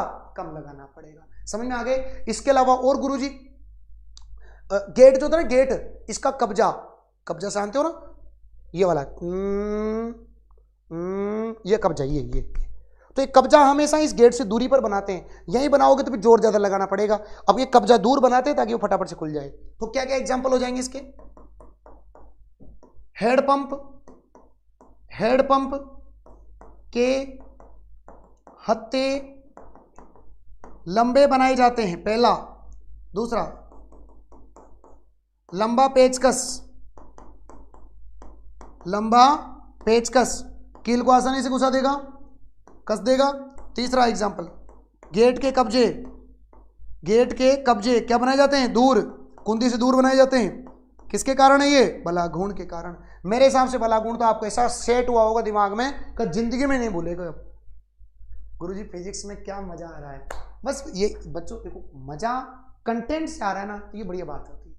ठीक है, मजेदार पढ़ेंगे, एंजॉय के साथ पढ़ेंगे, और एक एक शब्द आपको समझ में आएगा। ऐसा आएगा ना कि लाइफ टाइम आपको चिंता खत्म हो जाएगी। साइंस मतलब टेंशन फ्री। आगे देखिए बच्चों, नेक्स्ट। अब गुरुजी गुरुत्व त्वरण की ओर बात कर लेते हैं अपन। कोई बात नहीं है, बल के बारे में पढ़ लिया, बलागुण के बारे में पढ़ लिया। अब बताओ किसके बारे में पढ़ लेंगे? त्वरण के बारे में। गुरुत्वीय त्वरण क्या होता है गुरुजी? कुछ नहीं होता, बहुत आसान चीज है। गुरुत्वीय त्वरण क्या होता है गुरुजी? देखो इधर शांति से सुनना। अरे बलागुण तो समझ में आ गया ना? कमेंट तो कर दो मुझे एक बार। ऐसे क्या शांति से बैठे हो तुम? पूरी रात हमारी और दिन गाना बजाने वालों का। बिल्कुल भाई बिल्कुल। दिव्या, जुन्नू, क्या नाम है जुन्नू, ठीक है। चलो कबूतर का शिकारी, वाह भाई वाह। देखो इधर गुरुत्वीय त्वरण क्या होता है, ध्यान से सुनना बच्चे। देखो गुरुत्वीय त्वरण को लिखते हैं छोटे वाले जी से। बड़ा वाला जी तो गुरुत्वीय नियतांक था। इसका सूत्र होता है जी एम बटा आर स्क्वायर। क्या होता है बच्चों? जी एम बटा आर स्क्वायर। क्यों आया, कैसे आया, ये आपको पहले ही बता चुके हैं। बस आप इतना ध्यान रखना कि स्मॉल जी बराबर होता है जी एम बटा आर स्क्वायर। अरे यहां पर जी M1 M2 था ना, उसको मैंने सीधा सीधा क्या लिख दिया बताओ? एम लिख दिया। जी एम बटा आर स्क्वायर। गुरु जी ये भी बात कोई दिक्कत नहीं है। बच्चों आपको पता है पृथ्वी का गुरुत्वीय त्वरण होता है, पृथ्वी के गुरुत्वीय त्वरण की बात कर रहा हूं, 9.8 मीटर प्रति सेकंड स्क्वायर। ये पृथ्वी का गुरुत्वीय त्वरण है। 9.8, 8 के बाद 9 आता है ना, 8 के बाद 9 आता है, तो 9.8 मीटर बटा सेकंड स्क्वायर। ये मैं बात कर रहा हूं पृथ्वी की। किसकी बात कर रहा हूं बताओ? पृथ्वी की। अगर यही जी की बात करें बच्चों चांद की, तो जो पृथ्वी का जी है ना, जो पृथ्वी का जी है उसमें सीधा सीधा किसका भाग लगा देना? 6 का। जो पृथ्वी का जी है ना उसमें सीधा भाग लगा देना 6 का। मतलब चांद का गुरुत्वीय त्वरण पृथ्वी के गुरुत्वीय त्वरण का 1/6 होता है। चांद का गुरुत्वीय त्वरण पृथ्वी के गुरुत्वीय त्वरण का 1/6 होता है। कभी कभी न्यूमेरिकल को सोल्व करने के लिए बच्चों अपन 9.8 की जगह क्या ले लेंगे बताओ? 10 ले लेंगे। मेरे हिसाब से आपको ये बात समझ में आ गई। 9.8 की जगह क्या ले लेंगे बताओ? 10 ले लेंगे। क्लियर है सभी को? 9.8 की जगह क्या ले लेंगे बताओ? 10 ले लेंगे। और चांद का निकालना है तो 6 का भाग लगा देना बस, सीधा सीधा। ठीक है गुरुजी? यस। अगली बात अगर आपसे मैं पूछूं बच्चों, तो ये आपकी पृथ्वी है, पृथ्वी है बच्चों। और यहां पर अगर मैं बात करूं ना इस जगह, तो याद रखना बच्चों इस जगह तो जी का मान अधिकतम होता है। जी का मान अधिकतम होता है, मतलब ध्रुवों पर तो जी का मान बच्चों याद रखना कैसा होता है? अधिकतम होता है जी का मान। और ये जो बीच होता है ना, बीच यहां पर लगभग 0 के समथिंग लगभग जी मिनिमम होता है। मतलब कि यहां पर लगभग जी बराबर 0 हो जाता है। इसी वजह से यहीं से इसे बोलते हैं बच्चों भूमध्य रेखा। इसे क्या बोलते हैं? भूमध्य रेखा। और यहां पर बच्चों ज्यादातर प्रक्षेपण वगैरह उड़ाए जाते हैं वो यहीं से करते हैं, क्योंकि यहां पर जी का मान 0 होता है बच्चों। मतलब कि अगर मैं बात करूं कि अगर उत्तरी ध्रुव से मैं दक्षिणी ध्रुव की ओर चलता हूं, उत्तरी ध्रुव से अगर मैं दक्षिणी ध्रुव की ओर चलता हूं बच्चों, दक्षिणी ध्रुव की ओर चलता हूं, तो जी का मान क्या होगा? जी का मान क्या होगा? पहले तो मैक्सिमम से 0 आएगा, मतलब पहले घटेगा जी का मान। और फिर जैसे जैसे मैं इधर जाऊंगा वापस मैक्सिमम होता जाएगा, मतलब जी का मान बढ़ेगा। तो पहले घटेगा और फिर बोलो क्या होगा? बढ़ेगा। अरे भाई मैक्सिमम मतलब सबसे ज्यादा है ना यहाँ तो, और यहाँ 0 है तो कम हो रहा है ना। पहले 0 की ओर जा रहे तो कम हो रहा है, और यहाँ पर मैक्सिमम है तो कम से फिर कम हो रहा है, ज्यादा की ओर हो रहा है। तो ये जी के भी बारे में आप ध्यान रखना, गुरुत्वीय त्वरण के बारे में आप ध्यान रखना। पृथ्वी का कितना होता है? 9.8 होता है बच्चों। कितना होता है? 9.8। एक पेपर में सवाल आया कि अगर, अब बहुत सारे बच्चे ये भी सोच रहे होंगे गुरुजी ये यहां पर जी का मान कम है, यहां जी का मान ज्यादा है, क्या कारण है? अरे मेरे भाइयों ये पृथ्वी ऐसे ही तो होती है, ऐसे ही तो होती है। अब यहां पर ये मूल बिंदु है, ये त्रिज्या ज्यादा है, यहां पर त्रिज्या कम है। अब जब ये त्रिज्या ज्यादा, बीच में त्रिज्या ज्यादा, जब त्रिज्या ज्यादा होगी तो गुरुत्वीय त्वरण क्या होगा? कम होगा ना, इसलिए यहां गुरुत्वीय त्वरण कम होता है। त्रिज्या ज्यादा तो गुरुत्वीय त्वरण कम। हो गया क्लियर? समझ आया सबको? बहुत बढ़िया बच्चों। अरे यार बहुत बढ़िया समझ में आ रहा है बच्चों आपको, बहुत सुंदर। राहुल चौधरी नमस्कार, नमस्कार, सभी का स्वागत, सभी का अभिनंदन बच्चों। बस ऐसे ही मेहनत करते रहो, बाकी और कोई भी दिक्कत नहीं होती है बच्चों। बस ये गुरुत्वीय त्वरण के बारे में आप इतना ध्यान रखना, ये काम आएगा। मैं आपसे जब गति वाला टॉपिक डिस्कस करूंगा ना, ये काम आएगा। अगर जो तुमने उस समय आंसर नहीं दिया तो फिर खुद देखना कितना बुरा, बाईपास भेजूंगा सीधा। ठीक है ना? यस, पति देव जी, क्या बात है, क्या नाम लिखा है आपने। आ जाओ। देखो बच्चों अब एक शब्द आता है भार और द्रव्यमान। बोलो क्या आता है गुरुजी? भार आता है बच्चों और एक क्या आता है बताओ, द्रव्यमान आता है। इसके बाद आपका एक हेडिंग और बचेगा जिसका नाम क्या है बच्चों, भार और द्रव्यमान, और इसके बाद आएगा आपका पलायन वेग। क्या आएगा बच्चों, पलायन वेग आएगा। और उसके बाद ये वाला पार्ट आपका कंप्लीट हो जाएगा। फिर अपन एमसीक्यू करेंगे और एमसीक्यू के बाद में फिर आपका गति वाला चैप्टर, हम अगला चैप्टर गति वाला लेंगे बच्चों। बल हो गया, फिर गति वाला लेंगे, फिर कार्य ऊर्जा शक्ति लेंगे, है कि नहीं। तो हर एक टॉपिक बाय टॉपिक अपन चीजों को लेंगे जिससे कि आपको दिक्कत नहीं आए बच्चों। अब भार और द्रव्यमान, बहुत सारे बच्चे तो सोचते हैं गुरुजी द्रव्यमान और भार एक जैसा ही होता है। ऐसे बहुत सारे बच्चे सोचते हैं कि द्रव्यमान और भार दोनों एक जैसे होते हैं। ना मुन्ना ना, एक जैसे नहीं होते सर। लक्ष्य क्लासेस बहुत बड़ा प्लेटफॉर्म बन चुका है, थैंक यू। फैकल्टी भी बहुत अच्छी है, यस। लेकिन हमारे रेलवे वालों के लिए कोर्स नहीं दे रहे क्या आप? रेलवे वालों के लिए तैयार हो जाइएगा, बहुत जल्द हम कोर्स वोर्स क्या सब कुछ लेकर के आपकी बेहतरीन प्लानिंग। बस आप जुड़े रहिएगा, साइंस में सब कुछ यहाँ पर मिलेगा आपको, बस मस्ती से पढ़ते रहिएगा बच्चों। द्रव्यमान की अगर मैं आपसे बात करूँ ना, तो द्रव्यमान क्या है बच्चों? द्रव्यमान होती है एक द्रव्य की मात्रा। द्रव्यमान होती है बच्चों एक द्रव्य की मात्रा, द्रव्य की मात्रा। द्रव्यमान होता है द्रव्य की मात्रा। द्रव्यमान का तात्पर्य होता है किसी भी द्रव्य की मात्रा। अब जैसे द्रव्य, बहुत सारे बच्चे द्रव्यमान और भार एक ही मान लेते हैं ना, द्रव्यमान और भार सेम नहीं होगा। द्रव्यमान का मतलब तो द्रव्य की मात्रा, द्रव्यमान, द्रव्यमान, द्रव्य की मात्रा द्रव्यमान कहलाती है। अब गुरुजी द्रव्य की जो मात्रा होगी इसको किस में मापते बताओ? किलोग्राम में। तो इसका मात्रक क्या हो जाएगा? द्रव्यमान का मात्रक किलोग्राम हो जाएगा। द्रव्यमान का मात्रक क्या हो जाएगा? किलोग्राम हो जाएगा बच्चों। बिल्कुल सही बात है गुरुजी। अगली बात बच्चों, द्रव्यमान जो होती है ना, वो एक प्रकार की अपरिवर्तनशील राशि है। मतलब कि जिंदगी के अंदर कुछ भी हो जाए लेकिन द्रव्यमान कभी परिवर्तित नहीं होगा। द्रव्यमान एक प्रकार की अपरिवर्तनशील राशि है, कभी परिवर्तित नहीं होगा। ठीक है बच्चों, याद रखना, द्रव्यमान कभी शून्य नहीं होगा। मतलब कि द्रव्यमान एक प्रकार की अशून्य राशि है। द्रव्यमान कभी जीरो नहीं होता, द्रव्यमान कभी 0 किलोग्राम नहीं होता। मतलब कि कहीं पर भी चले जाओ, द्रव्यमान न तो जीरो होगा न परिवर्तित होगा।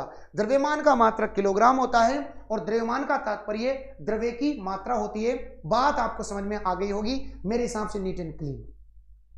फिर गुरुजी भार क्या है? अरे बच्चों ये देखो, इधर ये वस्तु यहां रखिए, मैं बोलूं इसका भार बताओ, आप बोलो गुरुजी पहले रखो तो सही, यहां से भार कैसे आएगा? रखो तो सही आप ना, रखोगे तब जाकर के आएगी। मतलब भार एक प्रकार का बल है, ये वस्तु पर बल लगाएगा तब जाके भार आएगा।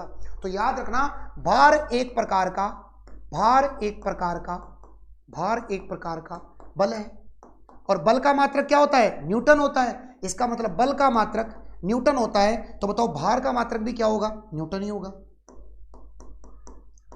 भार का मात्रक न्यूटन होगा।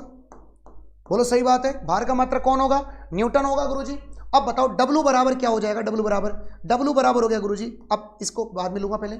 इसके अलावा भार शून्य भी हो सकता है, शून्य भी हो सकता है, उसका उल्टा ही शून्य भी हो सकता है। इसके अलावा बच्चों भार जो होता है वो परिवर्तित भी हो सकता है। मतलब कि याद रखना, परिवर्तनशील राशि है। परिवर्तनशील क्या है बताओ? राशि। क्यों गुरुजी परिवर्तनशील राशि क्यों है गुरुजी? क्योंकि अभी थोड़ी देर पहले पढ़ाया था मैंने कि F बराबर क्या होता है? ma। F बराबर क्या होता है? ma। जानते हो ना, फादर बराबर माँ। तो बताओ यहाँ F की जगह W लिख दूं, क्योंकि बल, भार भी एक प्रकार का बल है। M की जगह M और A की जगह G लिखेंगे। क्यों? क्योंकि पृथ्वी की जगह, पृथ्वी की त्वरण की बात कर रहे हैं, मतलब यहाँ त्वरण नहीं आता, गुरुत्वीय त्वरण आता है। नॉर्मल त्वरण तो ए से लिखते हैं अपन, लेकिन गुरुत्वीय त्वरण को जी से लिखा जाता है। तो गुरुत्वीय त्वरण मतलब पृथ्वी की बात कर रहा है, तो यहां पर जी आएगा। तो W बराबर हो जाएगा mg। अब आप जानते हो कि जी का मान परिवर्तित होता है, ध्रुवों पर सबसे ज्यादा, बीच में सबसे कम, फिर ध्रुवों पर सबसे ज्यादा। जब जी का मान परिवर्तित होगा तो W का मान भी परिवर्तित होगा। और आपको पता है मध्य में जी का मान 0 होता है, और जी का मान 0 तो W का मान भी 0 हो सकता है। बात बच्चों रटने से नहीं, बाबा से समझने से चलेगी। एक बार बच्चों अपनी जीविया को पवित्र करते हुए कह दीजिए जय जय श्री श्याम, जय जय श्री श्याम।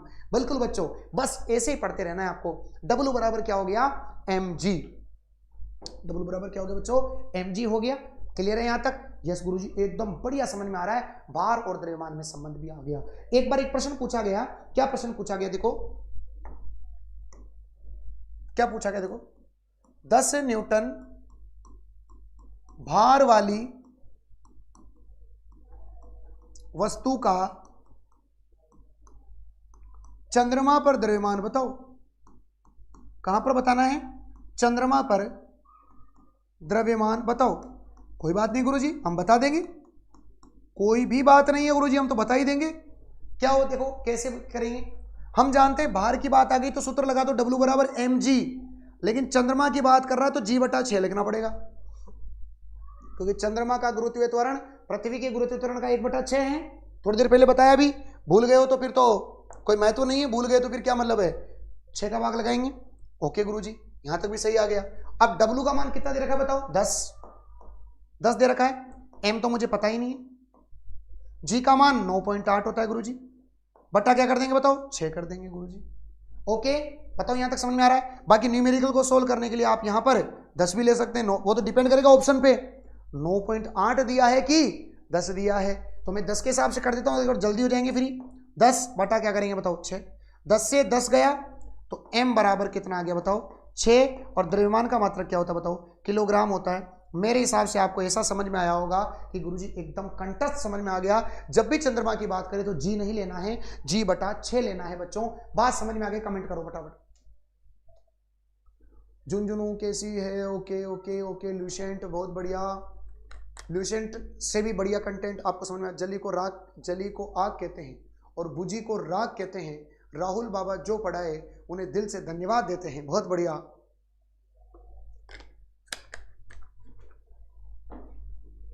हो गया पूरा, यस गुरुजी।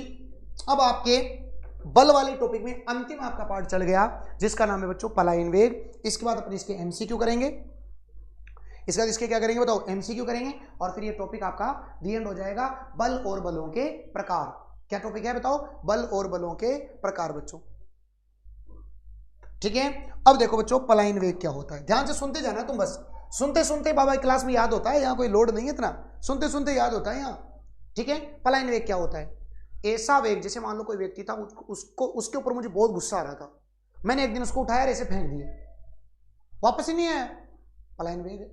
मतलब ऐसे वेग से किसी वस्तु को फेंकना कि वो पृथ्वी के गुरुत्वाकर्षण बल को भी पार कर जाए, वही पलायन वेग होता है।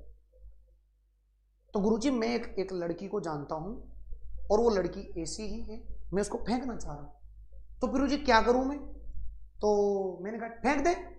तो गुरुजी फिर किस हिसाब से फेंकना पड़ेगा, मैंने कहा तू पृथ्वी पे कहां पे है, उसने बोला पृथ्वी पे हूं गुरुजी। तो मैंने कहा फिर तो तू उसको 11.2 किलोमीटर पर सेकंड से फेंक, मतलब 1 सेकंड में कितनी जानी चाहिए, 11.2। ये एक बच्चे ने बोला था, उदाहरण इसलिए मैंने दिया है।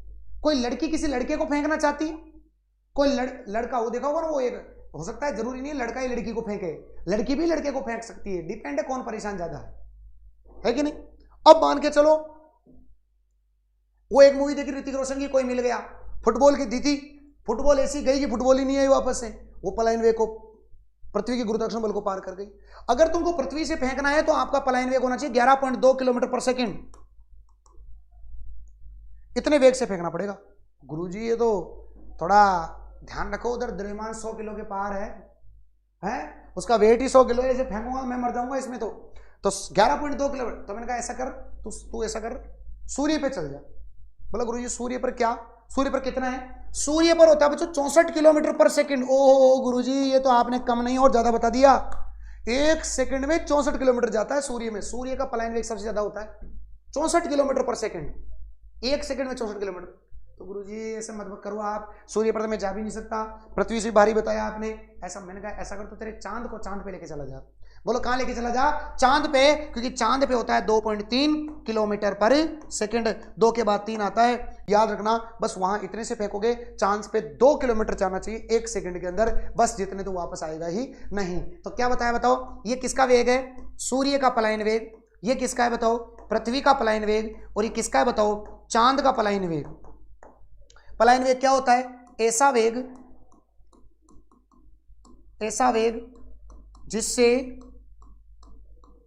जिससे वस्तु को फेंकने पर वह वापस ना आए, वह वापस ना आए, मतलब गुरुत्वाकर्षण बल को पार कर जाए। मतलब v एस्केप वेलोसिटी होती है बच्चों under root of 2g r, under root of 2g r। g का मतलब गुरुत्वीय त्वरण, r का मतलब रेडियस। एक बार एक प्रश्न ऐसा भी पूछा गया कि पृथ्वी की त्रिज्या बढ़ाओगे तो पलायन वेग पर क्या प्रभाव पड़ेगा। अगर त्रिज्या बढ़ाओगे तो पलायन वेग बढ़ेगा, क्योंकि दोनों समानुपाती है। त्रिज्या घटाओगे तो पलायन वेग भी घटेगा, यह भी प्रश्न पूछा गया है। तो v एस्केप वेलोसिटी क्या होगी बताओ, अंडर रूट 2g r। क्या होगा, अंडर रूट 2g r। बोलो बांके बिहारी लाल की जय गुरुजी। पलायन वेग इतना बढ़िया समझ में आ गया गुरुजी कि अब तो हमको डरने की जरूरत नहीं है, पलायन वेग बढ़िया तरीके से आपको क्लियर हो गया होगा बच्चों। फटाफट इसका स्क्रीनशॉट ले लो, फिर आगे बढ़ जाते हैं अपन, फिर अपन MCQ करेंगे।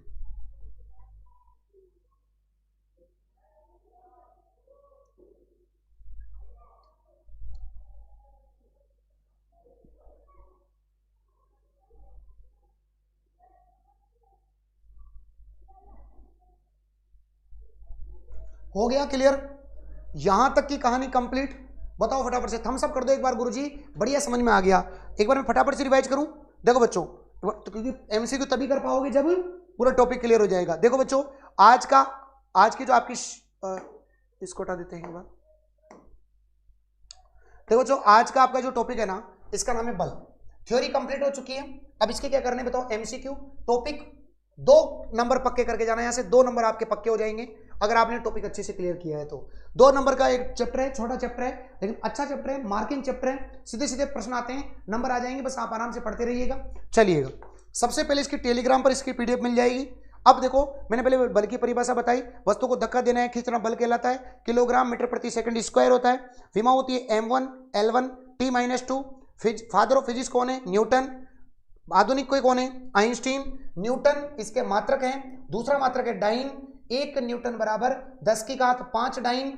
उसके बाद मैंने बताया बल का सूत्र क्या होता है, F बराबर ma, m का मात्रक किलोग्राम और त्वरण का मात्रक मीटर बटा सेकंड स्क्वायर, ये मैंने बताया। बल के प्रकार बताए, गुरुत्वाकर्षण, सबसे दुर्बल बल, सबसे प्रबल बल नाभिकीय बल, सेकंड नंबर का प्रबल बल विद्युत चुंबकीय बल, फिर चुंबकीय बल और वांडरवाल बल। फिर मैंने आपको बताया कि गुरुत्वाकर्षण बल क्या होता है, 2 द्रव्यमानों के मध्य लगने वाला बल गुरुत्व आकर्षण बल होता है, जिसमें जी का मान होता है 6.67 इंटू 10⁻11, जो कि हेनरी कैवेंडिश ने ज्ञात किया। दूसरा मैंने बताया यहाँ पर एक न्यूमेरिकल आपको करवाया बच्चों। फिर मैंने आपको बताया विद्युत चुंबकीय बल, 2 आवेशों के मध्य लगने वाले बल को विद्युत चुंबकीय बल कहते हैं, जिसमें एप्सिलॉन नोट का मान होता है 8.85 इंटू 10⁻12 फेराडे बटा मीटर और के का मान होता है 9 into 10⁹ newton metre square upon coulomb square. चुंबकीय बल, 2 ध्रुवों के मध्य लगने वाले बल को चुंबकीय बल कहा जाता है बच्चों, जिसमें पहले की तीव्रता है I1, दूसरे की तीव्रता है I2। तो इस प्रकार देखेंगे तो यहां पर ये समानुपाती का चिन्ह तो आता है 4 पाई म्यू। यहां पर म्यू क्या होता है, माध्यम की चुंबकशीलता। अगर म्यू नोट होता तो निर्वात की चुंबकशीलता, और जिसका मान कितना होता है 4 पाई इंटू 10⁻7 हेनरी बटा मीटर। फिर मैंने आपको बताया गैसों के अणुओं के मध्य वांडरवाल बल, नाभिक के मध्य लगने वाला बल नाभिकीय बल, जो कि सबसे प्रबल बल होता है। फिर मैंने बताया आपको घर्षण बल, गति के विपरीत लगने वाले बल को घर्षण बल कहते हैं। फिर मैंने बताया जो केंद्र की ओर लगे उसे अभिकेंद्रीय, और जो केंद्र से बाहर की ओर लगे उसे अपकेंद्रीय बल कहा जाता है। वॉशिंग मशीन और दूध से क्रीम निकालने की मशीन इस पर काम करती है। बलागुण क्या होता है, 2 बल विपरीत दिशा में लगते हैं तो बलागुण होता है। जो जो दूरी बढ़ेगी बल क्या लगाना पड़ेगा बताओ, कम लगाना पड़ेगा बच्चों। फिर मैंने बताया गुरुत्वीय त्वरण, गुरुत्वीय त्वरण के बारे में मैंने बताया कि पृथ्वी का गुरुत्वीय त्वरण 9.8 होता है, जबकि चंद्रमा का गुरुत्वीय त्वरण पृथ्वी के गुरुत्वीय त्वरण का 1/6 होता है। ध्रुवों पर जी का मान अधिकतम और बीच में जी का मान मिनिमम होता है। फिर मैंने बताया भार और द्रव्यमान, मतलब द्रव्यमान और भार में अंतर। द्रव्यमान एक द्रव्य की मात्रा है, 0 नहीं होगा, कभी 0 नहीं होगा, जबकि भार एक प्रकार का बल है तो भार का मात्रक भी न्यूटन हो जाएगा और W बराबर हो जाएगा mg। फिर मैंने इस पर क्या कराया, आपको न्यूमेरिकल कराया। फिर मैंने बताया पलायन वेग, ऐसा वेग जिससे वस्तु को फेंकने पर वह वस्तु वापस नहीं आए वो पलायन वेग कहलाता है। सबसे ज्यादा पलायन वेग सूर्य का होता है, जो कि 64 किलोमीटर पर सेकंड होता है बच्चों। और अगर पृथ्वी की बात करूं तो 11.2 किलोमीटर पर सेकंड होता है बच्चों, और अगर चांद की बात करूं तो 2.3 किलोमीटर पर सेकंड होता है। याद रखिएगा पलायन वेग का जो सूत्र होता है वो होता है √2gr, मतलब कि समानुपाती हो गया r के। त्रिज्या बढ़ेगी तो पलायन वेग भी बढ़ेगा, त्रिज्या घटेगी तो पलायन वेग भी घटेगा। एक बार प्रेम से बोल दो बांके बिहारी लाल की जय हो। समझ में आ रहा है बच्चों, पूरा टॉपिक कंप्लीट। फटाफट बताओ क्या पूरा टॉपिक कंप्लीट हो गया? एकदम कंप्लीट ना? राहुल बोल रहे सर मुझे वही ज्वाइन करना है, प्रॉब्लम बिल्कुल। जय श्री श्याम, अमित, राहुल।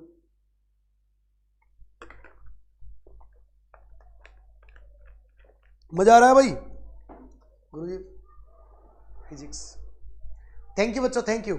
अब बच्चों अगर मेरी मेहनत पसंद आ रही है ना, कंटेंट पसंद आ रहा है, मेहनत पसंद आ रही है ना, तो अभी तक मैंने कहीं पर भी नहीं बोला, लेकिन अब बोल रहा हूं, वीडियो को लाइक कर दो।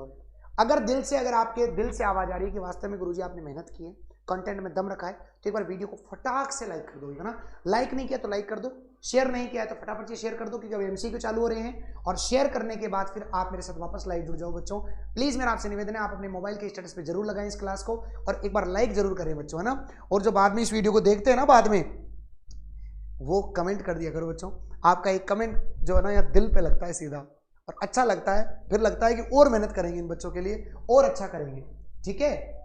चलो आओ बच्चों, अब पहला प्रश्न आप सभी की स्क्रीन पर आ चुका है, और अब आप सभी को वन बाय वन इन प्रश्नों के क्या करने हैं बताओ, आंसर करने हैं। चलिएगा, पहला प्रश्न आप सभी की स्क्रीन पर है, ध्यान से समझिएगा। देखो बच्चों, यदि किसी वस्तु पर 5 सेकंड के अंतराल के लिए आवेग का मान 35 न्यूटन इंटू सेकंड है, तो कार्यरत बल का मान क्या होगा? 7 न्यूटन, 175 न्यूटन, 5 न्यूटन, या फिर 30 न्यूटन? आंसर कर दीजिए सभी बच्चे। देखना चाहता हूं कि इस राहुल बाबा, नमस्कार, नमस्कार भाई साहब, नमस्कार।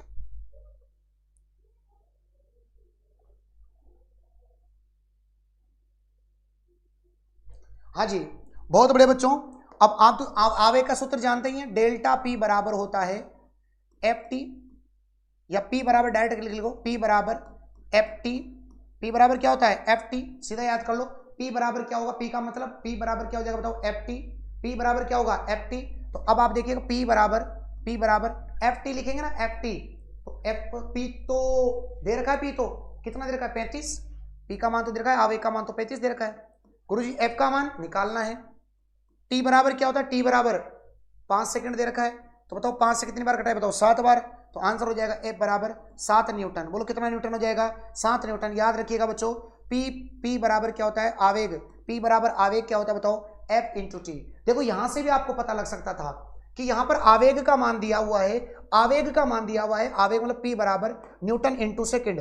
न्यूटन मतलब बल, इंटू सेकेंड मतलब टी। यहीं से देखो ना, यूनिट देखो, यूनिट। न्यूटन मतलब बल, सेकेंड मतलब टाइम, तो न्यूटन मतलब बल इंटू टाइम, यही क्या होता है बताओ? आवेग। बस यही तो लिखा है मैंने यहीं से, 7 न्यूटन आ गया।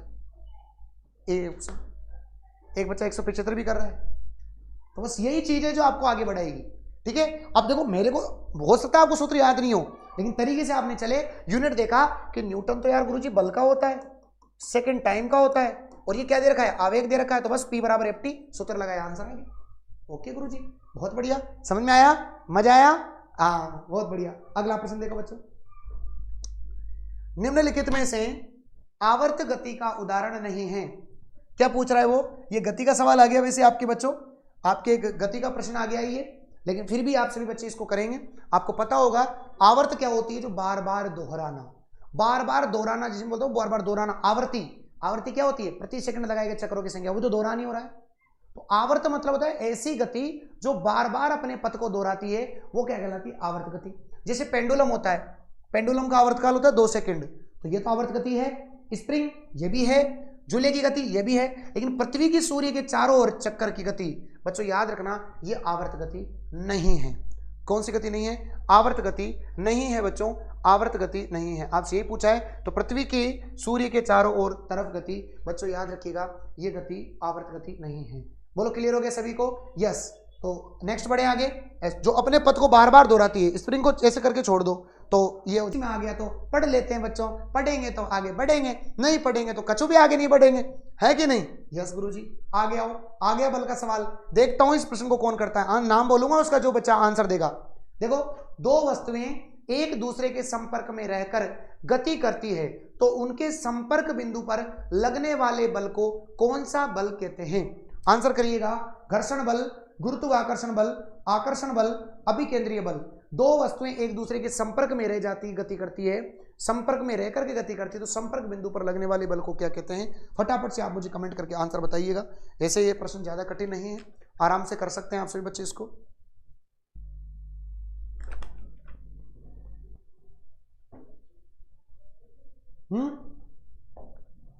सिंपल है यार, घर्षण बल होगा। Very good very good very good. एक बच्चा गुरुत्वाकर्षण बल कर रहा है, गुरुत्वाकर्षण बल संपर्क में कहां से आएगा? जरूरी थोड़ी संपर्क ही रहे, तो संपर्क बिंदु पर लग रहा है, इसका मतलब घर्षण बल होगा। गति की विरुद्ध गति की विरुद्ध लगता है ये घर्षण बल, संपर्क बिंदु पर लगता है। कौन सा बल? घर्षण बल। अगला देखो, वॉशिंग मशीन। बच्चों बताया मैंने, वॉशिंग मशीन का सिद्धांत किस पर? विसरण, अभिकेंद्रीय बल, परासरण, अपकेंद्रीय बल। आंसर करिए। ऐसे प्रश्न तो अगर आपने गलत करे ना, सच्ची सच्ची बोल रहा हूं, बाईपास जाओगे सीधा यार, तुम गलत मत करो, ठीक है। वॉशिंग मशीन, वॉशिंग मशीन गुरुजी, वॉशिंग मशीन कपड़ों को बाहर फेंकती है, बाहर फेंकती है मतलब केंद्रीय बल। डीप और Devsena is the correct answer. गुरुजी ऐसे सवाल आते हैं तो मजा आ जाएगा। अरे मजा तो आएगा बच्चों, बस पढ़ते रहिए, बाबा की यही ताकत है, आपको सारी चीजें यही क्लास में याद हो जाएगी। नेक्स्ट, संवेग क्या है? संवेग क्या है बच्चों? P P P. संवेग क्या है? पी। पी बराबर होता है बच्चों एम वी। संवेग पी बराबर होता है एम वी। पी बराबर एम वी। पी का मतलब होता है संवेग, संवेग। एम का मतलब द्रव्यमान, इनटू वी का मतलब वेग, वेग। तो इसका अगर आपसे संवेग का मात्रक पूछे, संवेग का मात्रक, द्रव्यमान का मात्रक क्या होगा? किलोग्राम, और वेग का मात्रक मीटर बटा सेकंड। ये प्रश्न भी पूछा गया है, स्टार मार्क कर लो इसको भी, ये प्रश्न पहले आ गया पेपर में। संवेग का मात्रक बताओ, किलोग्राम मीटर पर सेकंड। और आपको पता है बच्चों संवेग क्या होती है? बताओ। एक प्रकार की सदिश राशि होती है बच्चों, क्योंकि सदिश राशि जो होती है ना, इसकी ट्रिक याद रखना बच्चों। आस भवी वे बत्व, बत्व, आस भवी वे बत्व, ये सदिश राशि की ट्रिक याद रख लेना। आ से आवेग, स से संवेग, भ से भार, वी से विस्थापन, वे से वेग, ब से बल, ब से बलाघूर्ण, और तव से याद रखना तवरण। ये सब कौन सी राशियां हैं? सदिश। ट्रिक याद रखो, आस भवी वे बत्व, क्या बोलना है? आस भवी वे बत्व, आस भवी वे बत्व, क्या बोलना है? आस भवी वे बत्व, आस भवी वे बत्व। आगे देखो, देखो किसी वस्तु के प्रारंभिक बिंदु से अंतिम बिंदु के मध्य की वास्तविक लंबाई को दूरी कहते हैं, विस्थापन कहते हैं, वेग कहते हैं, त्वरण कहते हैं। ये भी गति का सवाल है, लेकिन ये तो पता होगा आपको कि प्रारंभिक बिंदु और अंतिम बिंदु के मध्य की वास्तविक लंबाई को कहते हैं बच्चों अपन दूरी। क्या कहते हैं बताओ? दूरी कहते हैं। और अगर यहां बोलता शॉर्टकट न्यूनतम लंबाई, तो उसे विस्थापन कहते हैं। कल बताऊंगा ये सब बातें मैं आपको अगले गति वाले चैप्टर के अंदर, ठीक है, क्योंकि आज क्लास साइंस की हुई है, कल मैथ्स की होगी, फिर वापस जो साइंस की होगी उसमें जो आपका चैप्टर होगा वो कौन सा होगा बताओ? गति होगा। गति और गति के नियम क्या होंगे? गति और गति के नियम बच्चों, ठीक है। अगला प्रश्न, यदि एक वस्तु पर 10 न्यूटन बल कार्यरत है तथा इस वस्तु पर गुरुत्वीय त्वरण कार्यरत है, तो वस्तु का द्रव्यमान क्या होगा? मेरे हिसाब से आपको बढ़िया समझ में आ जाएगा। ये तो आपसे किसकी बात कर रहा है? न्यूटन बल कार्य करता है। न्यूटन बल कार्य करता है ना, बल। तो ए बराबर क्या होता है? M A. एम ए की जगह लिखेंगे जी, क्यों? क्योंकि गुरुत्वीय त्वरण काम कर रहा है। अब बताओ बल कितना है बताओ? 10 न्यूटन। एम की जगह एम और जी, जी का मान कितना लिखना है बताओ? 9.8 लिखो या 10 लिखो, देख ले, 10 लिख के देख लेते हैं। 10 से 10 गया, एम बराबर कितना आ गया? 1 किलोग्राम। और यही ऑप्शन में दे रखा है, B option is the correct answer. हो गया क्लियर? हो गया क्लियर बच्चों? कोई समस्या ही नहीं आई गुरुजी, कोई दिक्कत नहीं आई, आराम से क्लियर हो गया। हम जानते हैं एफ बराबर एम ए होता है, लेकिन ए नहीं, यहां पर गुरुत्वीय त्वरण बोला है तो जी लेंगे, तो एफ बराबर हो जाएगा एम जी।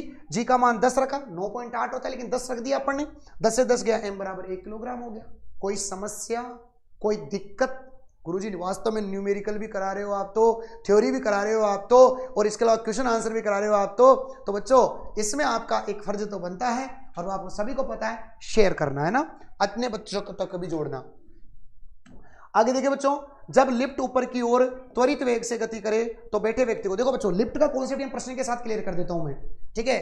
देखो बच्चों, लिफ्ट के अंदर तीन चीजें होती है, ये लिफ्ट और ये लिफ्ट, ठीक है। अगर मान के चलो लिफ्ट अगर नीचे आ रही है, ठीक है बच्चों, अगर लिफ्ट नीचे आ रही है तो आपने देखा होगा बिल्कुल ऐसा लगता है जैसे तो हवा में ही अपन, अरे वो देखा क्या, डॉलर में जब वो नीचे आता है ना, एकदम से नीचे आता है, ऐसा लगता है यहाँ खड्डा हो गया, बिल्कुल हल्का सा लगता है शरीर। तो अगर लिफ्ट नीचे आए ना तो भार में कमी होगी, भार में क्या होगी बच्चों, कमी होगी। अगर लिफ्ट ऊपर जाए ना तो भार में क्या होगी, वृद्धि होगी, भार में क्या होगी बच्चों, वृद्धि होगी। और अगर लिफ्ट की डोरी टूट जाए ना, डोरी टूट गई तो बिना किसी त्वरण के जाएगी, मतलब उसको बोलते हैं भारहीनता। ये तीन कंडीशन याद रखना लिफ्ट के बारे में। जब ऊपर जाते हो तो ऐसा लगता है भार बढ़ा हुआ, जब नीचे आते हो तो ऐसा लगता है बिल्कुल हल्का सा, पता ही नहीं लगता तीसरा फ्लोर आया, चौथा फ्लोर आया, कुछ भी आया। और एकदम नीचे आते तो यहाँ खड्डा सा लगता है ना, तो याद रखना बच्चों, जब नीचे जाएगा तो भार में कमी होगी, ऊपर आओगे तो भार में वृद्धि होगी।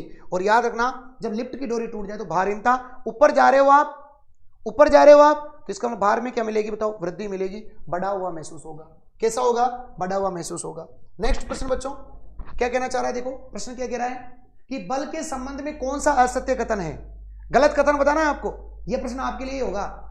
बल का एसआई मात्रक न्यूटन है, बल का सीजीएस मात्रक डाइन है, बल एक प्रकार की अदिश राशि है, कूट है, एक और दो दोनों गलत हैं, दो गलत हैं, एक और तीन गलत हैं, या ओनली तीन गलत हैं। आंसर कर दो बच्चों, आंसर करिएगा बच्चों। आपको खुद को लग रहा होगा वास्तव में गुरुजी क्या चीज पढ़ा रहे हो, आज तो मजा आ रहा है पढ़ के ना। बस ऐसे ही पढ़ते रहना है आपको, मस्ती से पढ़ना है यार, ऐसा पढ़ना है कि बस चिंता ही मुक्त कर देनी है। वेरी नाइस सर, माही मीना, विशाल सेल, कमलेश, श्रवण, नमस्कार बच्चों, नमस्कार, थैंक यू। क्लियर है सभी को? यस गुरुजी, बहुत आसान है। ऐसा ही मात्रक न्यूटन होता है, सही है। सीजीएस डाइन होता है तो पहला दूसरा तो सही है, लेकिन बल एक प्रकार की अदिश राशि नहीं है। बल तो एक प्रकार की कौन सी राशि है, सदिश, जो कि अभी थोड़ी देर पहले बताया था। देखो बल तो कौन सी राशि है, सदिश राशि है। तो जबकि बल अदिश राशि नहीं है, बल कौन सी राशि है, सदिश राशि है। तो याद रखना बच्चों, इस प्रश्न का जो सही जवाब होगा वो होगा थर्ड ऑप्शन गलत है बच्चों, असत्य ही पूछा है उसने, असत्य हो जाएगा थर्ड वाला। नेक्स्ट प्रश्न अगला देखिए, वह बाह्य कारक जो किसी पिंड के आकार या स्थिति में परिवर्तन कर सकता है क्या कहलाता है? ऊर्जा, शक्ति, दाब या फिर बल।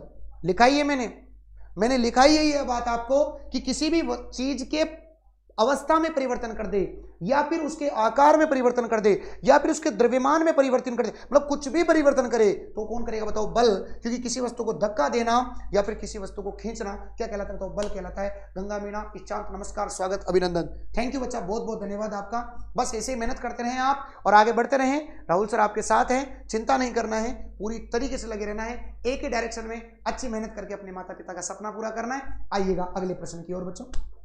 हाँ, क्या कहना चाह रहा, देखो, यदि किसी वस्तु पर कोई बल कार्यरत है तथा उसका परिणामी बल शून्य है तो वह बल कौन सा कहलाएगा? संपर्क बल, संतुलित बल, असंतुलित बल, गुरुत्व बल।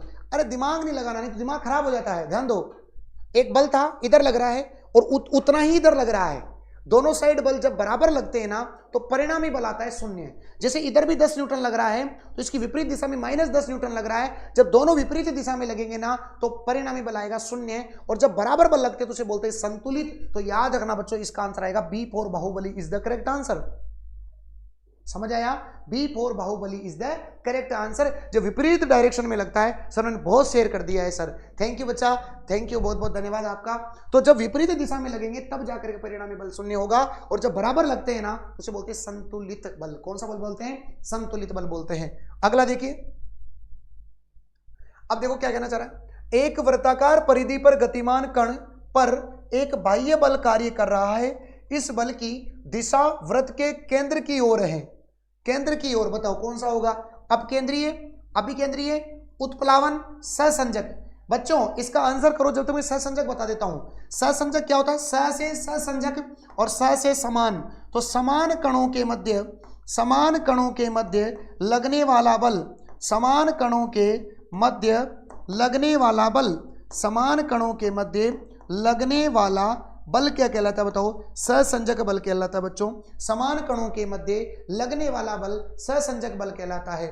उत्प्लावन बल गुरुत्वाकर्षण बल के विपरीत काम करता है, मतलब चीजों को ऊपर उठा के रखता है उत्प्लावन बल। अब केंद्रीय, अभी जब केंद्र की ओर लगा है तो अभी केंद्रीय कहलाएगा। जैसा कि सभी का आंसर आ गया है, लड़ी लग गई। Very very very very nice sir, thank you thank you thank you. बोलो क्लियर सभी को? यस गुरुजी। आगे देखो बच्चों, सोलर पैनल में प्रयुक्त प्लेट कौन सी धातु से निर्मित होती है? सोलर जो प्लेट होती है उसमें जो अगर अपन बात करें कि कौन सी धातु से निर्मित होती है, तो आप सभी को पता बच्चों किसकी होती है? बताओ। चांदी, क्योंकि ये सुचालक माना जाता है बच्चों, सुचालक होता है सबसे बढ़िया, तो चांदी की प्लेट काम में ली जाती है। अगला प्रश्न देखिए, और शायद ये अंतिम प्रश्न होना चाहिए। निम्न में से कौन सी एक यांत्रिक तरंग होती है? यांत्रिक मतलब समझते हो आप? यांत्रिक मैकेनिकल वेव्स कौन सी होती है? विद्युत चुंबकीय तरंगे, प्रकाश तरंगे, रेडियो तरंगे। अरे भाई रेडियो तरंगे जो होती है ना वो खुद ही इलेक्ट्रोमैग्नेटिक वेव्स होती है, विद्युत चुंबकीय तरंगे होती है। कौन? रेडियो तरंगे खुद ही विद्युत चुंबकीय तरंगे होती है। तो यहां पर मान सकते हो कि दो ही ऑप्शन है, ये वाला और ये वाला, ये दोनों। ठीक है, तो आपसे पूछ रहा यांत्रिक तरंग कौन सी है? यांत्रिक तरंग मतलब मैकेनिक के लिए बुलाते हो आप? कुछ ना कुछ काम करने के लिए। उसके लिए जब मैकेनिकल काम करेगा तो कुछ ना कुछ उसको औजार चाहिए, मतलब माध्यम चाहिए बच्चों। तो याद रखना, ऐसी तरंग जिसके संचरण के लिए माध्यम की आवश्यकता होती है, बिना माध्यम वह गति नहीं कर सकती, उसको बोलते हैं बच्चों ध्वनि। क्या बोलते हैं? ध्वनि। और यांत्रिक तरंगों का उदाहरण क्या है बताओ? ध्वनि है। मतलब ध्वनि के लिए चाहे ठोस माध्यम हो, चाहे द्रव माध्यम हो, चाहे गैस माध्यम हो। सबसे ज्यादा ध्वनि की चाल होती है ठोस में, फिर द्रव में, सबसे कम होती है गैस में। तो माध्यम तो चाहिए। मतलब निर्वात क्या होती है? वायु से भी पतला माध्यम निर्वात होता है। निर्वात में ध्वनि गति कर ही नहीं सकती, निर्वात में नहीं कर सकती ध्वनि गति, क्योंकि ध्वनि की गति के लिए माध्यम चाहिए। तभी तो दो व्यक्ति चंद्रमा पर बैठ करके बात कर रहे हैं। आरएस प्री का सवाल बोल रहा हूं, ये दो व्यक्ति चंद्रमा पर बैठ करके बात कर रहे हैं, और बात करते करते सपोज दैट बात कर रहे हैं, तो सवाल आता है कि वहां की ध्वनि पृथ्वी से ज्यादा आएगी, पृथ्वी से कम आएगी ही नहीं, या फिर कह नहीं सकते। अब आप तो कहोगे गुरुजी कह नहीं सकते, नहीं। याद रखना बच्चों, क्या याद रखना? कि वहां पर ध्वनि आएगी ही नहीं। क्यों? क्योंकि वहां पर कोई माध्यम नहीं है। ध्वनि के संचरण के लिए माध्यम चाहिए होता है आपको। माध्यम नहीं है तो यहां का कण वहां नहीं पहुंच पाएगा, वहां का कण वहां नहीं पहुंच पाएगा, तो माध्यम ही नहीं होगा तो फिर कैसे काम चलेगा? और ऐसी तरंगों को कहते हैं अपन यांत्रिक तरंगे। तो यांत्रिक तरंगों का उदाहरण कौन है बताओ? ध्वनि होता है बच्चों। और इसकी पूरी कंप्लीट पीडीएफ आपको, सारी कंप्लीट पीडीएफ आपको मिलेगी लक्ष्य क्लासेस उदयपुर, अपना टेलीग्राम चैनल, जिसमें 1 लाख से अधिक का परिवार का ये एक अपना टेलीग्राम चैनल है बच्चों, जिस पर आपको पूरी कंप्लीट पीडीएफ मिल जाएगी। आप जाकर आज ही ज्वाइन कर लें, और उस पर सारी पीडीएफ वगैरह मिलती रहती है, सारी क्लासों का नोटिफिकेशन वहां जाता रहता है। पढ़ते रहें आराम से, कोई दिक्कत नहीं है आपको। और दोस्तों अंतिम बात कि सेशन अगर आपको अच्छा लगा हुआ हो तो पेड करके पैसा लेकर के, तो देखो पढ़ा ही रहे हैं सब, हम भी ले रहे हैं, पढ़ा रहे हैं, सब कर रहे हैं, लेकिन बच्चों फ्री ऑफ कॉस्ट आप खुद देखिएगा कितनी मेहनत लगती होगी बच्चों। आप कभी सोच के देखना, आपको खुद ब खुद पता लग जाएगा। परिवार हमारे भी होते हैं, सब कुछ होता है हमारा भी। मेरे जन्मदिन के दिन मैंने आपके साथ टाइम स्पेंड किया, आपके साथ मैंने टाइम स्पेंड किया, और अभी मेरी आप देखेंगे कि ऑनलाइन में मेरी कोई छुट्टी नहीं है, अभी भी कोई भी छुट्टी नहीं है साथियों। तो बस यही मेहनत और जज्बा हमको आगे लेके जाएगा, और इसीलिए आप बच्चों को इतना प्रेम प्यार मिल रहा है। मैं मेरे वीडियो के नीचे देखता हूँ इतने सारे कमेंट आते हैं बच्चों, मैं आपका बहुत बहुत धन्यवाद करता हूँ। आपका प्रेम प्यार सपोर्ट ऐसे बनाए रखिएगा। मैं वादा कर रहा हूँ आपसे, आपका ये विश्वास कभी नहीं टूटने दूंगा। लगातार मेहनत करते रहेंगे जितना हमसे हो पाएगा। आगे आने वाले 3-4 सरप्राइज और है आपके लिए साइंस में बच्चों। साइंस में एक भी नंबर कटा और हमारा लक्ष्य छूटा, ध्यान से समझिएगा। हम 100% अपनी ताकत को लगाएंगे, और जब आप और हम मिलकर के जब 100% ताकत लगा देंगे ना, तो कोई भी व्यक्ति हमारी सफलता को प्राप्त करने से नहीं रोक सकता। हमको बस मेहनत करना है, आगे बढ़ना है। मेरा जज्बा, मेरी मेहनत, आनंद सर की मेहनत, लक्ष्य क्लास के सभी फैकल्टी मेंबर्स की मेहनत अगर आपको पसंद आ रही है बच्चों, तो आप सभी इस वीडियो के नीचे प्लीज़ कमेंट करिएगा बच्चों, कैसा लग रहा है हमारा ये एक प्रयास, ये कैसी लग रही है मेरी मेहनत आपको। जो मैं थ्योरेटिकल पढ़ा रहा हूँ, MCQ करवा रहा हूँ बच्चों, बहुत मेहनत लगती है। और अगर मेरी मेहनत आपको पसंद आ रही है बच्चों, गला सूख जाता है, पूरे दिन ऑफलाइन पढ़ाते हैं, रात को आपके साथ जुड़ते हैं, और अभी भूख लगने लग जाती है, फिर खाना खाएंगे और फिर सोएंगे बच्चों। तो एक बार अगर अच्छा लगे तो इस वीडियो के नीचे कमेंट करना, आपके 5 सेकंड मुझे अंदर से बहुत ताकत देते हैं। तो अभी कमेंट जरूर कीजिए, बस मैं इतना चाहता हूँ आपसे, एक कमेंट करके, लाइक करके, कम से कम एक शेयर जरूर कीजिएगा। थैंक यू, मिलता हूँ आपसे जल्द। हंसते रहें, मुस्कुराते रहें, अपनी तैयारी को अच्छे मुकाम तक पहुंचाएं। जय हिंद, जय भारत, राधे राधे, राम राम, थैंक यू।